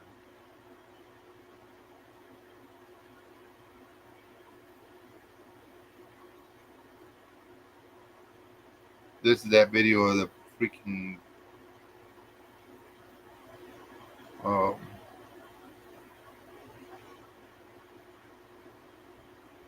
termites.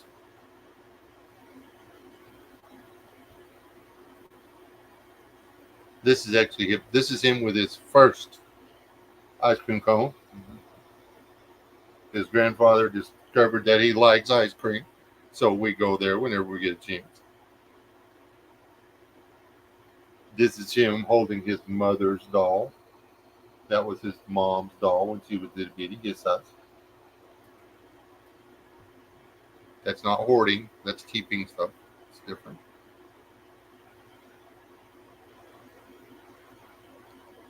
I just wish I got to spend as much time with my other grandkids as I did with this one. That would just make my world perfect.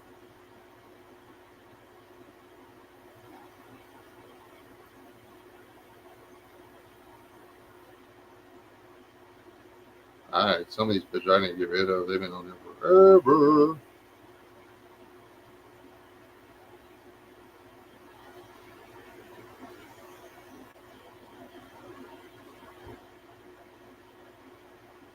That's pretty cool. Yeah, he went from scooting to running.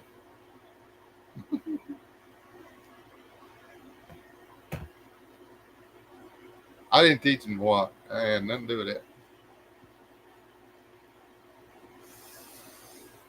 I was actually firmly against him learning to walk.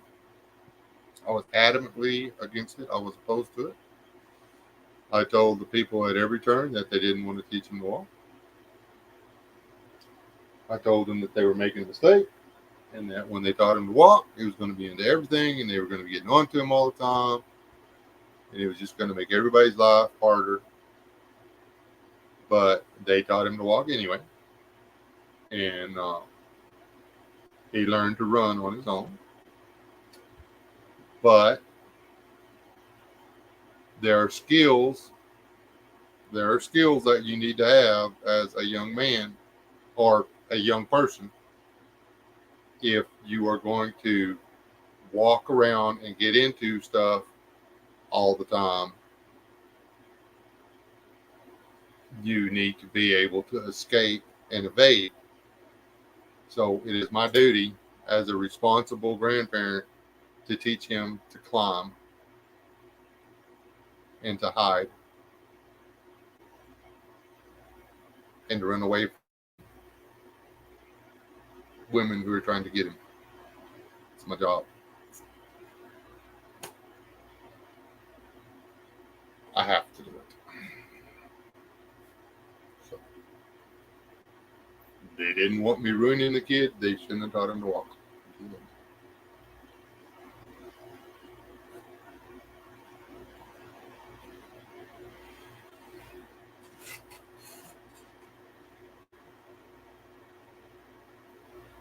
We have them all over the place. They actually make their living eating mulberry tree roots as a general rule, um, but they'll eat other roots too.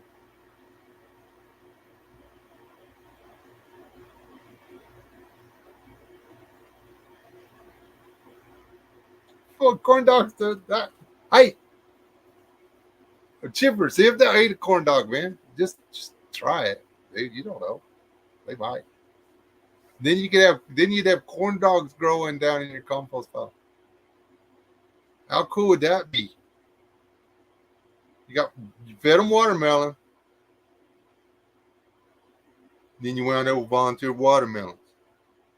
Okay, now if you feed them corn dogs, you can wind up with volunteer corn dogs. Oh man, it's worth a try.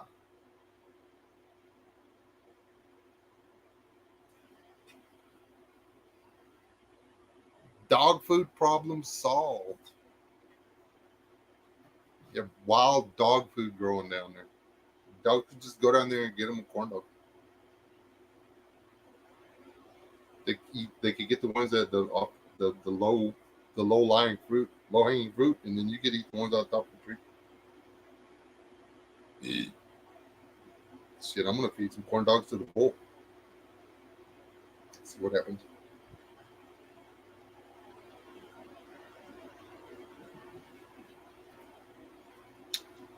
Corn burned up in the heat.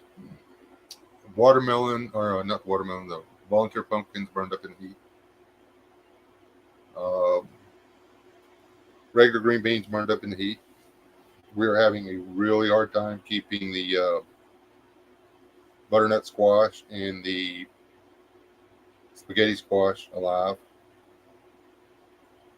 The heat is literally been over 100 degrees, save one day for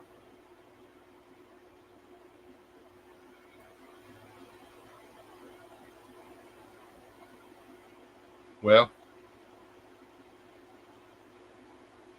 say for about 5 days. It's been over 100 degrees since the middle of June.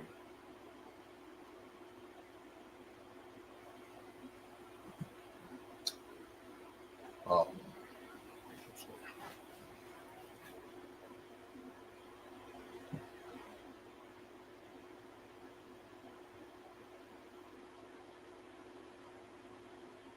yeah. All right, Aaron, be good. But yeah, the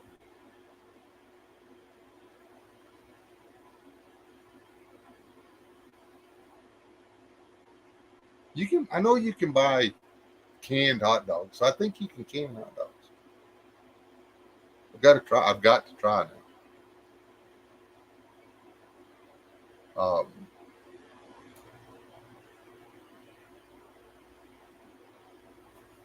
So I can sausage. The texture's off,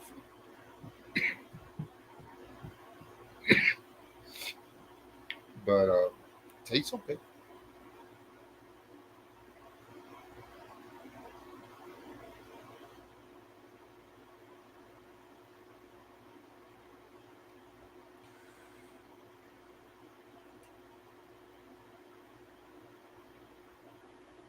I had one butternut get ripe, so I picked it, and we were looking at another one that was getting close, and it cracked. They caused it to pop.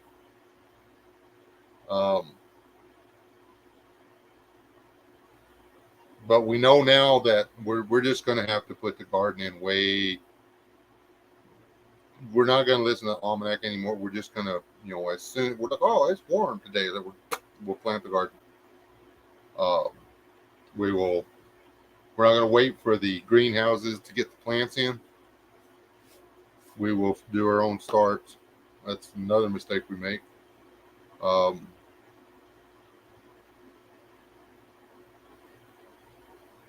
we'll let some of our uh, foliages go to seed, and we will start our own foliages next year, which are jalapenos that they're they're jalapeno peppers that they have engineered all of the heat out of. They're so good. Uh, that man, they are so full of flavor you would not believe it. They are. Um, you put those in an omelet. Oh my gosh! Or you can just eat them. That's our problem is we pick them, we eat them.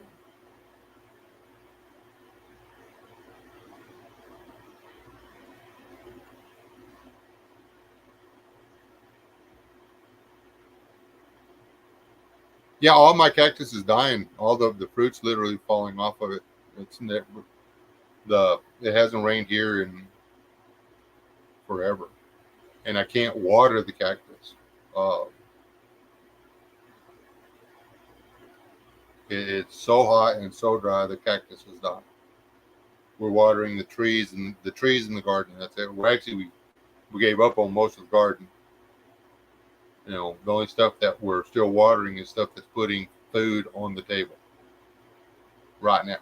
That's the only thing we're spending energy on. And stuff that will put the trees that we're watering are taproot trees. Once they get established and get their taproots down, they won't require as much water. They will actually make it easier for the ground to retain moisture because of the shade. And they produce food. We've got pear trees, apple trees, and peach trees. And I will probably put out next spring. I will probably put out more pear trees, just because pears do good here. They're not my favorite fruit, but I enjoy them. So you can make pear butter, you can make pear preserves, you can make pear jelly. Um, you can dehydrate pears. There's yeah, I mean, pears are favorite. So we will do potatoes again. I'm still going to do. I want to put. It'll start cooling off in another couple of weeks. Knock on wood. And the in theory, the temperature will stay up enough for the potatoes to make again. So if I can get any seed potatoes, I want to put in another batch of potatoes, because potatoes actually did really well. And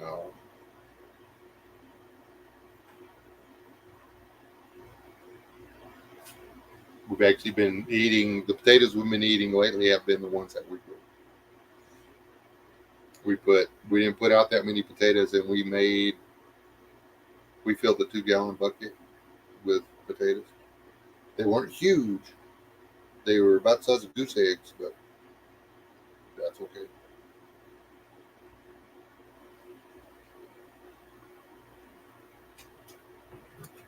I want apricot trees, but man, they're really hard.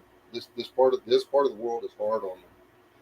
I was hoping La Nina would push the water across us, and it did. It did okay the first part of the year. We got more rain this year than last year. It did really well on the wheat.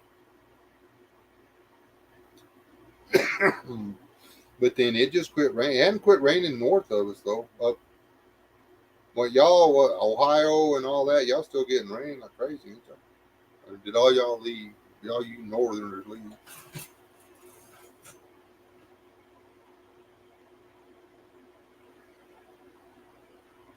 Yeah, you got to have the right kind of pears. You want the big yellow ones. We found a wild uh, feral a feral pear tree that we're drive by every couple of days to check and see if the pears are doing okay. Uh, I have every intention of parking and harvesting as many pears as I can, even if they're the hard ones that aren't that sweet. Uh, you know, skin them, chop them up, boil them, mush them up, add sugar, gelatin, and put them in jars. Sweet treat.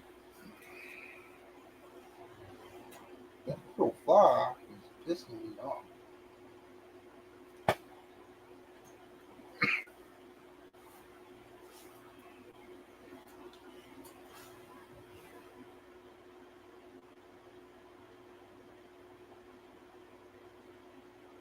You see that it's pushing that La Nina or whatever is pushing the rain too far north. But the weather people are saying that it's going to shift. And there was that Rob, you still in here? Dior's in that weird patch of clouds that ran through Texas today. That was not in the forecast. That wasn't supposed to happen. It was supposed to be bright and sunny all day, and then boom. Today this cloud came through. Well, two huge clouds literally came through and covered half of the state.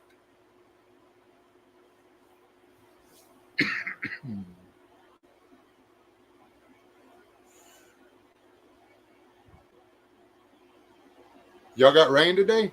Wow. Was that in y'all's forecast? Because it was not forecast to be cloudy down here at all. And that the cloud cover made it all the way down uh, to the southern county line, man. It was just weird. It was like just it was bright and sunny.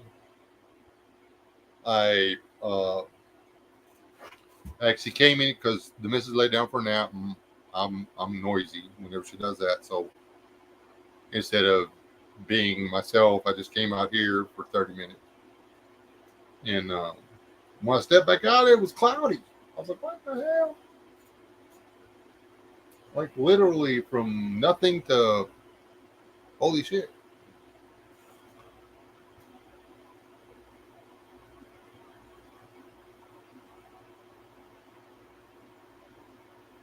This is the weirdest thing, man. Is um, which is okay. I mean, I was hoping it'd rain. I mean, I don't care if it doesn't have to be forecast rain for me to be happy about rain.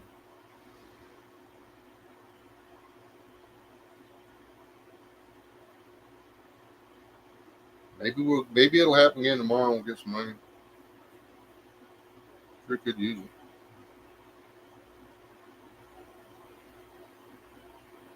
Do you see that? Has anybody but me? I guess I should have shared it to everybody. That guy down there in South Texas, well, South Central Texas, took his tape measure and put it down in one of those cracks. 15 foot 6 inches or some shit. 15 foot 8. He was able to push his tape measure down into the ground 15 foot in one of those the dry ground cracks.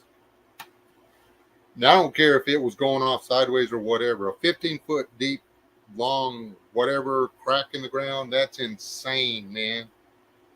Because it showed this boy pulled it back out of the ground. Um, that's crazy. The deepest crack I ever found was, I don't know, it's 30, 14, 16 years ago, maybe. Um, 16, 17 years ago, over in Hermley. The the cracks were 4 and 5 foot deep down into the ground.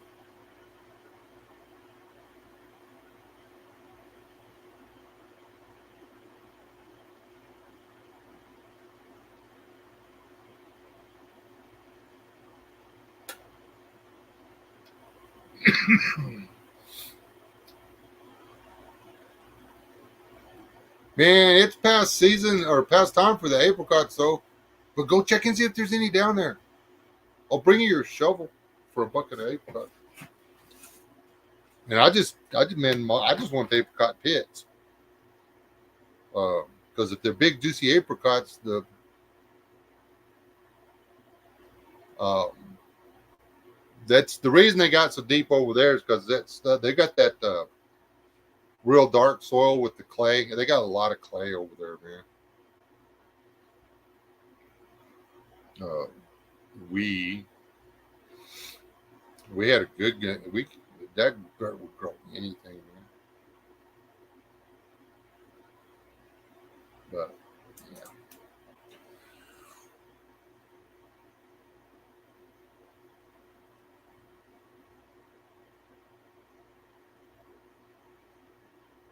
I was actually trying to dig a footing for something I was doing on the back corner of my property, and I dug 2.5 foot deep, looking for undisturbed soil, and I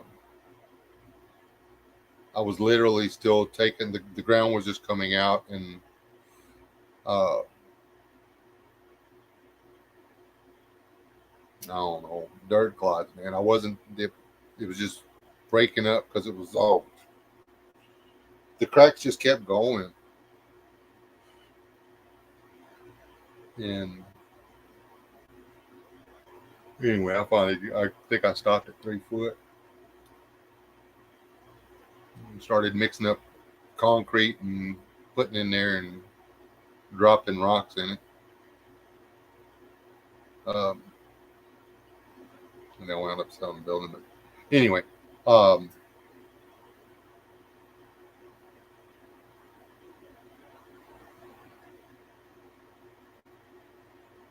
I stuck a piece of rebar down in one of the cracks just down from it. I mean, it was 5 foot around.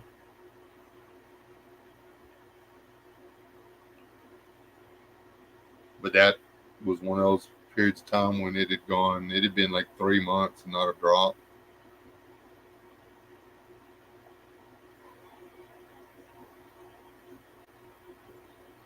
There was no cotton that year either. Nobody made a crop.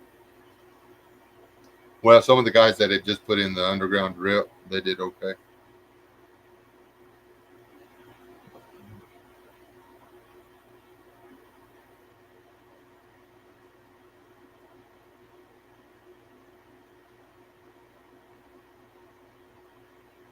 I love it when somebody in their 20s says, "Oh, that's never going to happen. You're full of crap." Check back with me when you're 60, man. See what just exactly what you've seen in the 40 years after you turn 20.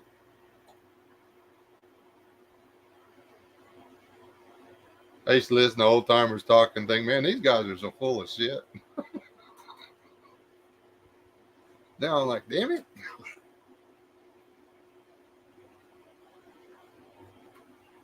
They weren't trying to brag. They were trying to save you some trouble.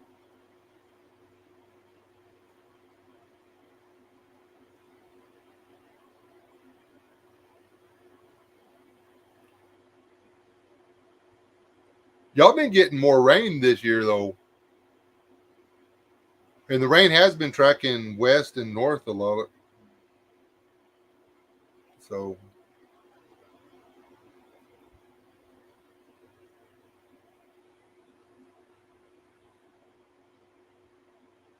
yeah.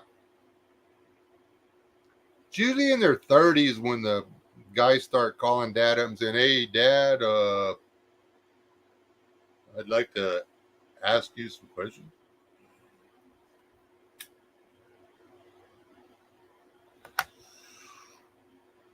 Remember when you were trying to explain this and this and this to me? Could you go over that again? Sure.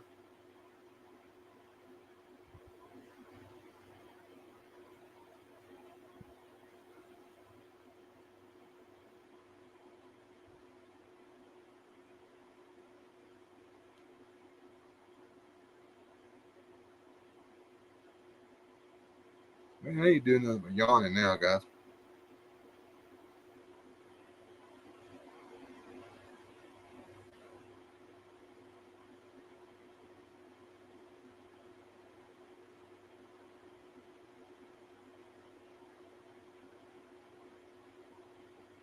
Too dry. And see, when it's hot and dry like that, man, you know what happens? Some freak grasshoppers get up there and they chew where the fruit attaches to the tree, and they literally suck the tree sap that's supposed to be going in there and making the freaking fruit. And when the fruit's gone, then they hit the leaves. Be strong. I'm doing fine. Okay.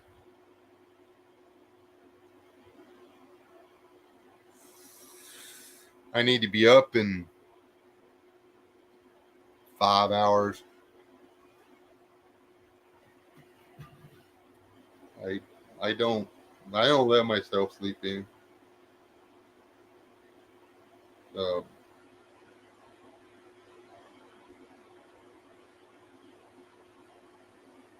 I don't think it's good for you. It's not good for me. I used to. I used to stay up late and sleep in all day. Then just don't.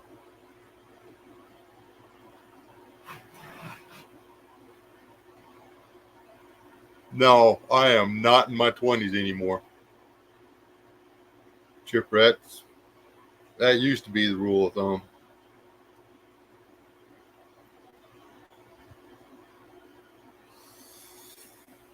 If you made it to 2 o'clock in the morning, just stay up. Yeah, and you go ahead and show to work at 6:30.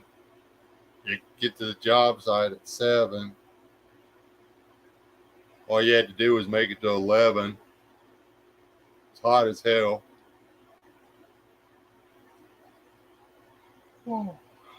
So the boss man was just driving around with the air conditioner on. I was in the oil field, so be real quiet. We were getting paid to be there, so take a couple hour nap.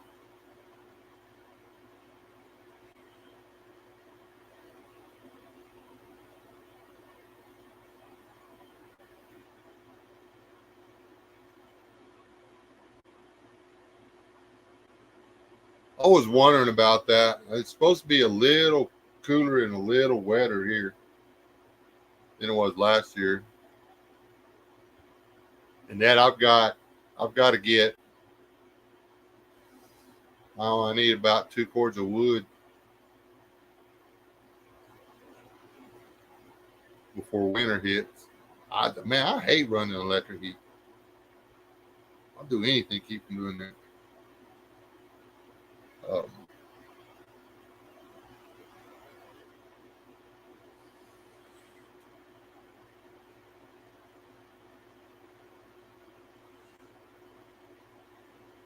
I've got a heat pump that I still haven't put in. Can't get anybody to help. So requires a fair bit of skilled labor to help put in air conditioning. So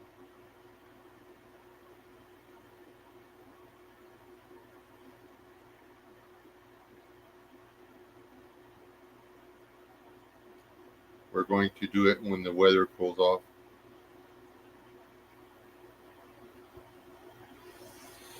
Because instead of taking a half a day, it's going to take me a couple of days. You know, utilizing the available workforce, it's going to take me a couple of days.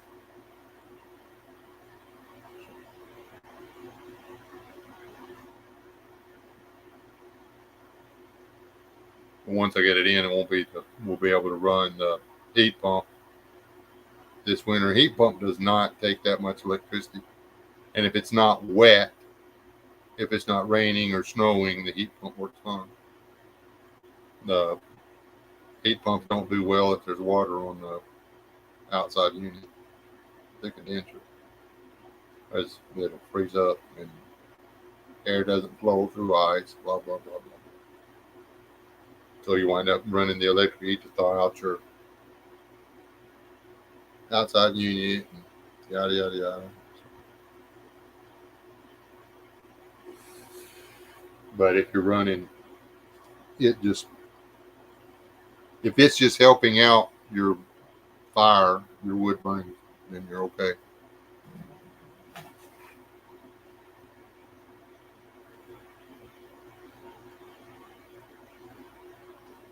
Jabroni, I absolutely love 10 and 10. It's like my favorite. It's the first job I ever had off the farm.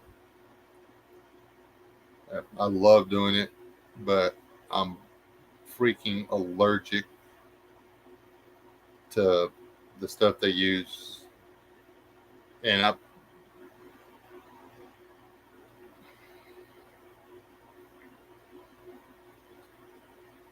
I didn't realize what I just dealt with it for years. I thought it was just a form of eczema or whatever, but no, it was actually the stuff on the metal was making me sick. The you know, I'd have weeping holes on my back, weeping holes in my armpits. Doctors couldn't figure out what was going on. And then finally they were like, the one guy run a test or whatever, yada yada yada, and then blah blah blah blah. He told me I was having a reaction to the zinc in my deodorant. I was like, zinc oxide? He's like, yeah. I was like, oh, son of a bitch. Then I told him what I did for a living. He's like, well, you're gonna have to quit that.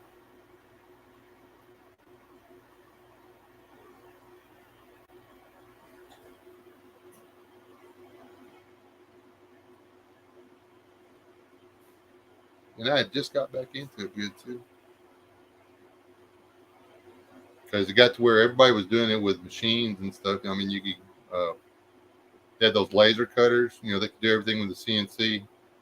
And then the robot broke it. You didn't have, I mean, you didn't do anything, man. The machine did everything.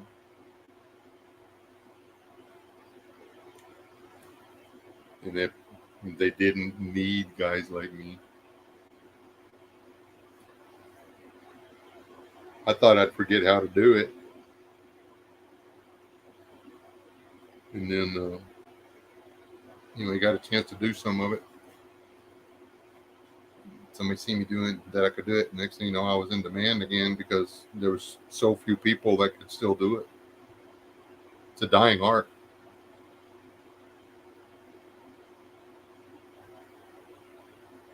It's really not that hard. You just have to be able to see. You just have to be able to see what's there. You can't look at a flat piece of metal and go, oh, it's a flat piece of metal. You have to look at a flat piece of metal and see what you're doing. It has to come out. You have to be able to see it. There's nothing like being able to picture 280 something points of reference on a flat piece of metal.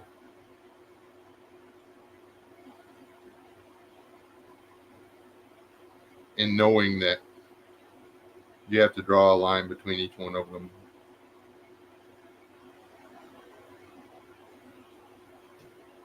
I know it's weird.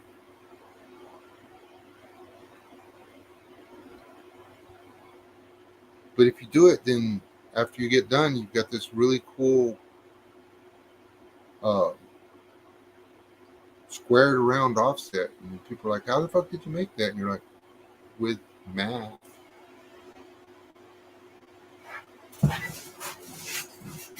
In this really sharp little pencil thing. And a ruler. And some tin snips. And the brake helped a lot.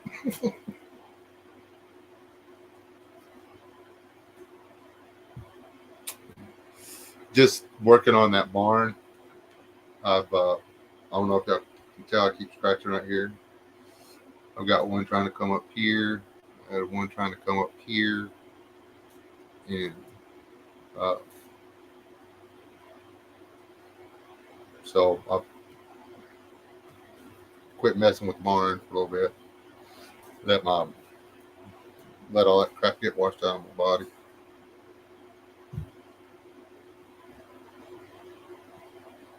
Still working on the barn, just not touching the tin.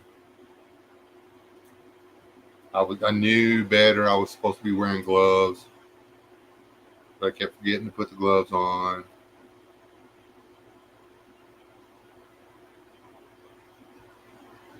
And the reason it got so bad so fast is the pipe I was using to build the trusses was galvanized, and so I'm welding galvanized pipe, and the smoke is actually zinc oxide. My bad. So,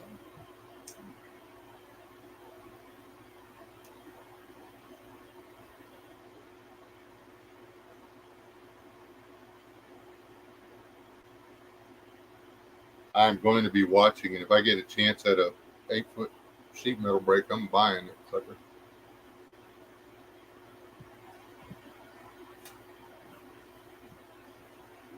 I'd actually take a 6-foot box brake like that.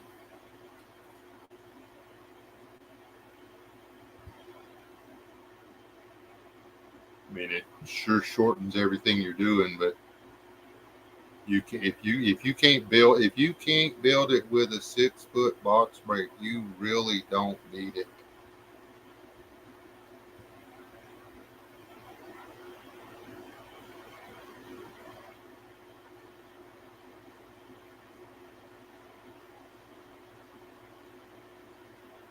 There's very few things that I run up on that I could not build with a 4-foot box brake and a regular 8-foot sheet metal brake.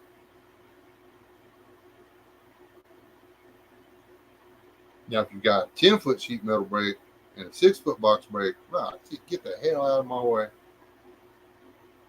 Especially if it's a deep jaw box brake. I mean, just back up. Don't worry about it.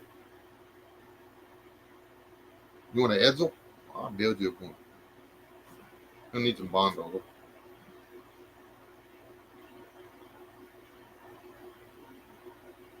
I miss you, metal. Anyway, um,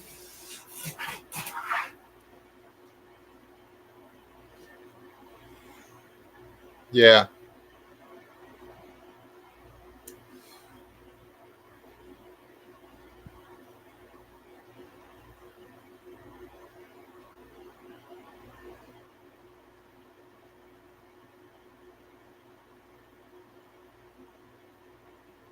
It's dude, you have no idea. I mean, years and years of just freaking pain. And I mean, I've always had uh, the eczema or whatever. Uh, that's why the flies are always on my elbows because my elbows scale up and then the hot skin falls off. And I guess they think it's food, you know. But um,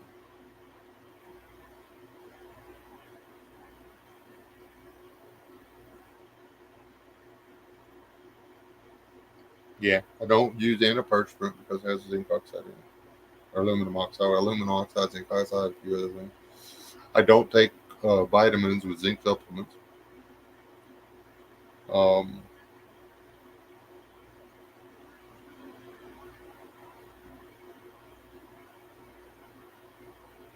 the zinc I get through organic food and stuff doesn't bother me, but um, you know, I just can't. You don't realize how much of that dull gray on the galvanized tin is actually a really fine powder. So when you're moving it around and rubbing it and uh, slamming it, and your brake you're breathing zinc oxide the entire time. It's in minute amounts. Um, and when you're working the sheet metal, you're constantly, I mean, your hand is always on them. And yeah, it looks shiny, but after you've been on it for 15, 20 minutes, you look at your hands and your hands are gray. Your fingertips are all gray. And that's zinc oxide, and it's being absorbed into your skin.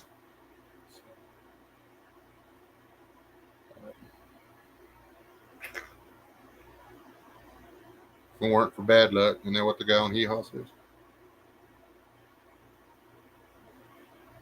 Yeah, I can work copper. I can do copper all day long, doesn't bother. But people can't afford to pay. You got to do copper. Uh, Black steel. I actually got to do some black iron sheet metal work, but that's different equipment. Um,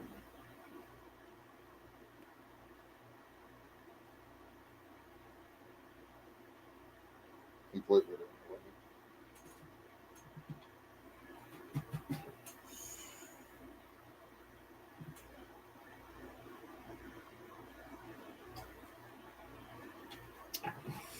I'll never work for somebody who doesn't appreciate a sheet metal mechanic again.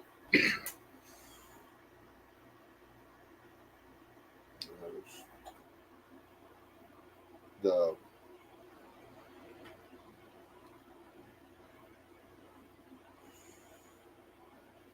and that's most of the people out there.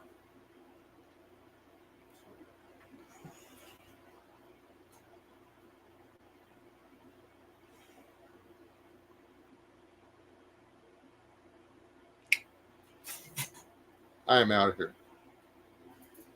A 4-foot box break, any Pittsburgh lock former, any box man I turned into a rolling sheet. Hey, that's cool.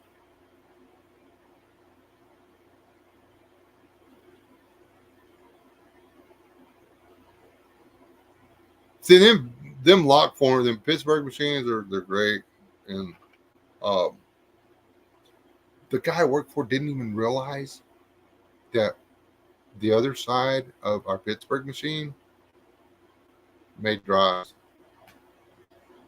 It was like, yeah, you just cut the strips and stick it in this, and it'll shit drives all day long. Um,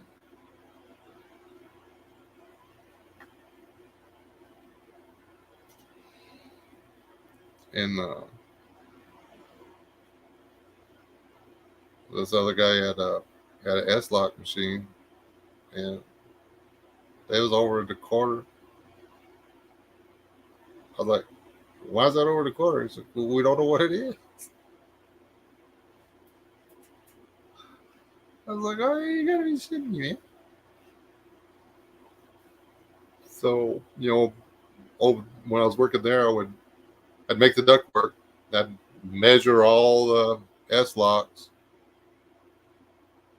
that we were going to need or whatever, and I would chop them out on the shear, and then I'd go over there and I'd make the S locks that were already cut to size for the duct work, and I'd go, dude, you can do that? No, you dumb son of a bitch. I can't. But whatever. Um,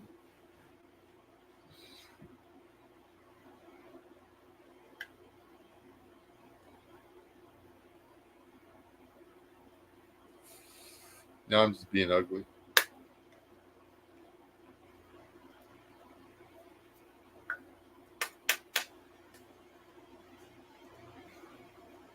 Anyway. Yeah, they are getting spendy. Uh, that's something else. That's I actually want the break because when it comes time to do this roof, I do not want to put that factory metal edge. That stuff is a waste of money. People, if you're going to get your roof done, find a sheet metal shop and have them make you edging. Please. It's not that expensive. I mean, it is. But those the eaves and overhangs, the part of your house that you're always, we've got to replace the rotten lumber. It's because of the metal edging you're putting on your building. It needs to go at minimum of 4 inches up on your roof, people. It needs to be 6, but a minimum of 4 inches up on your roof. It needs to hang off at least 1 inch and then go back to your facial. Come down 2 inches and then kick out 1/4 of an inch. The end. That will keep the water off of your facial. That 2 inches with that 1/4 inch kick out is for what the wind blows over there. That inch sticking off past your house, that's actually double, is where the water that comes off of your shingles comes off of it and falls down. It never touches your house.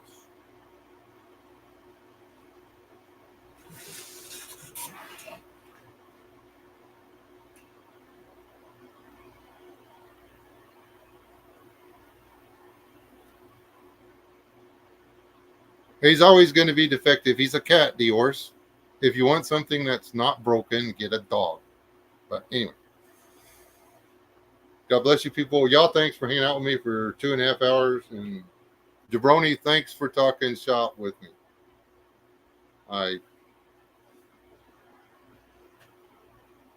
Anybody wants to donate a sheet metal shop to me just so I can go out there and fiddle around every once in a while, know where to find me. But anyway, God bless y'all. And I'm jealous, Jabroni, of your little rolling sheet metal shop. Now. Y'all stay alive. Do not die. Okay. I gotta get out of here. My wife is never gonna talk to me again. She's in there probably. Love you people. See, like that boy's got things he's supposed to do.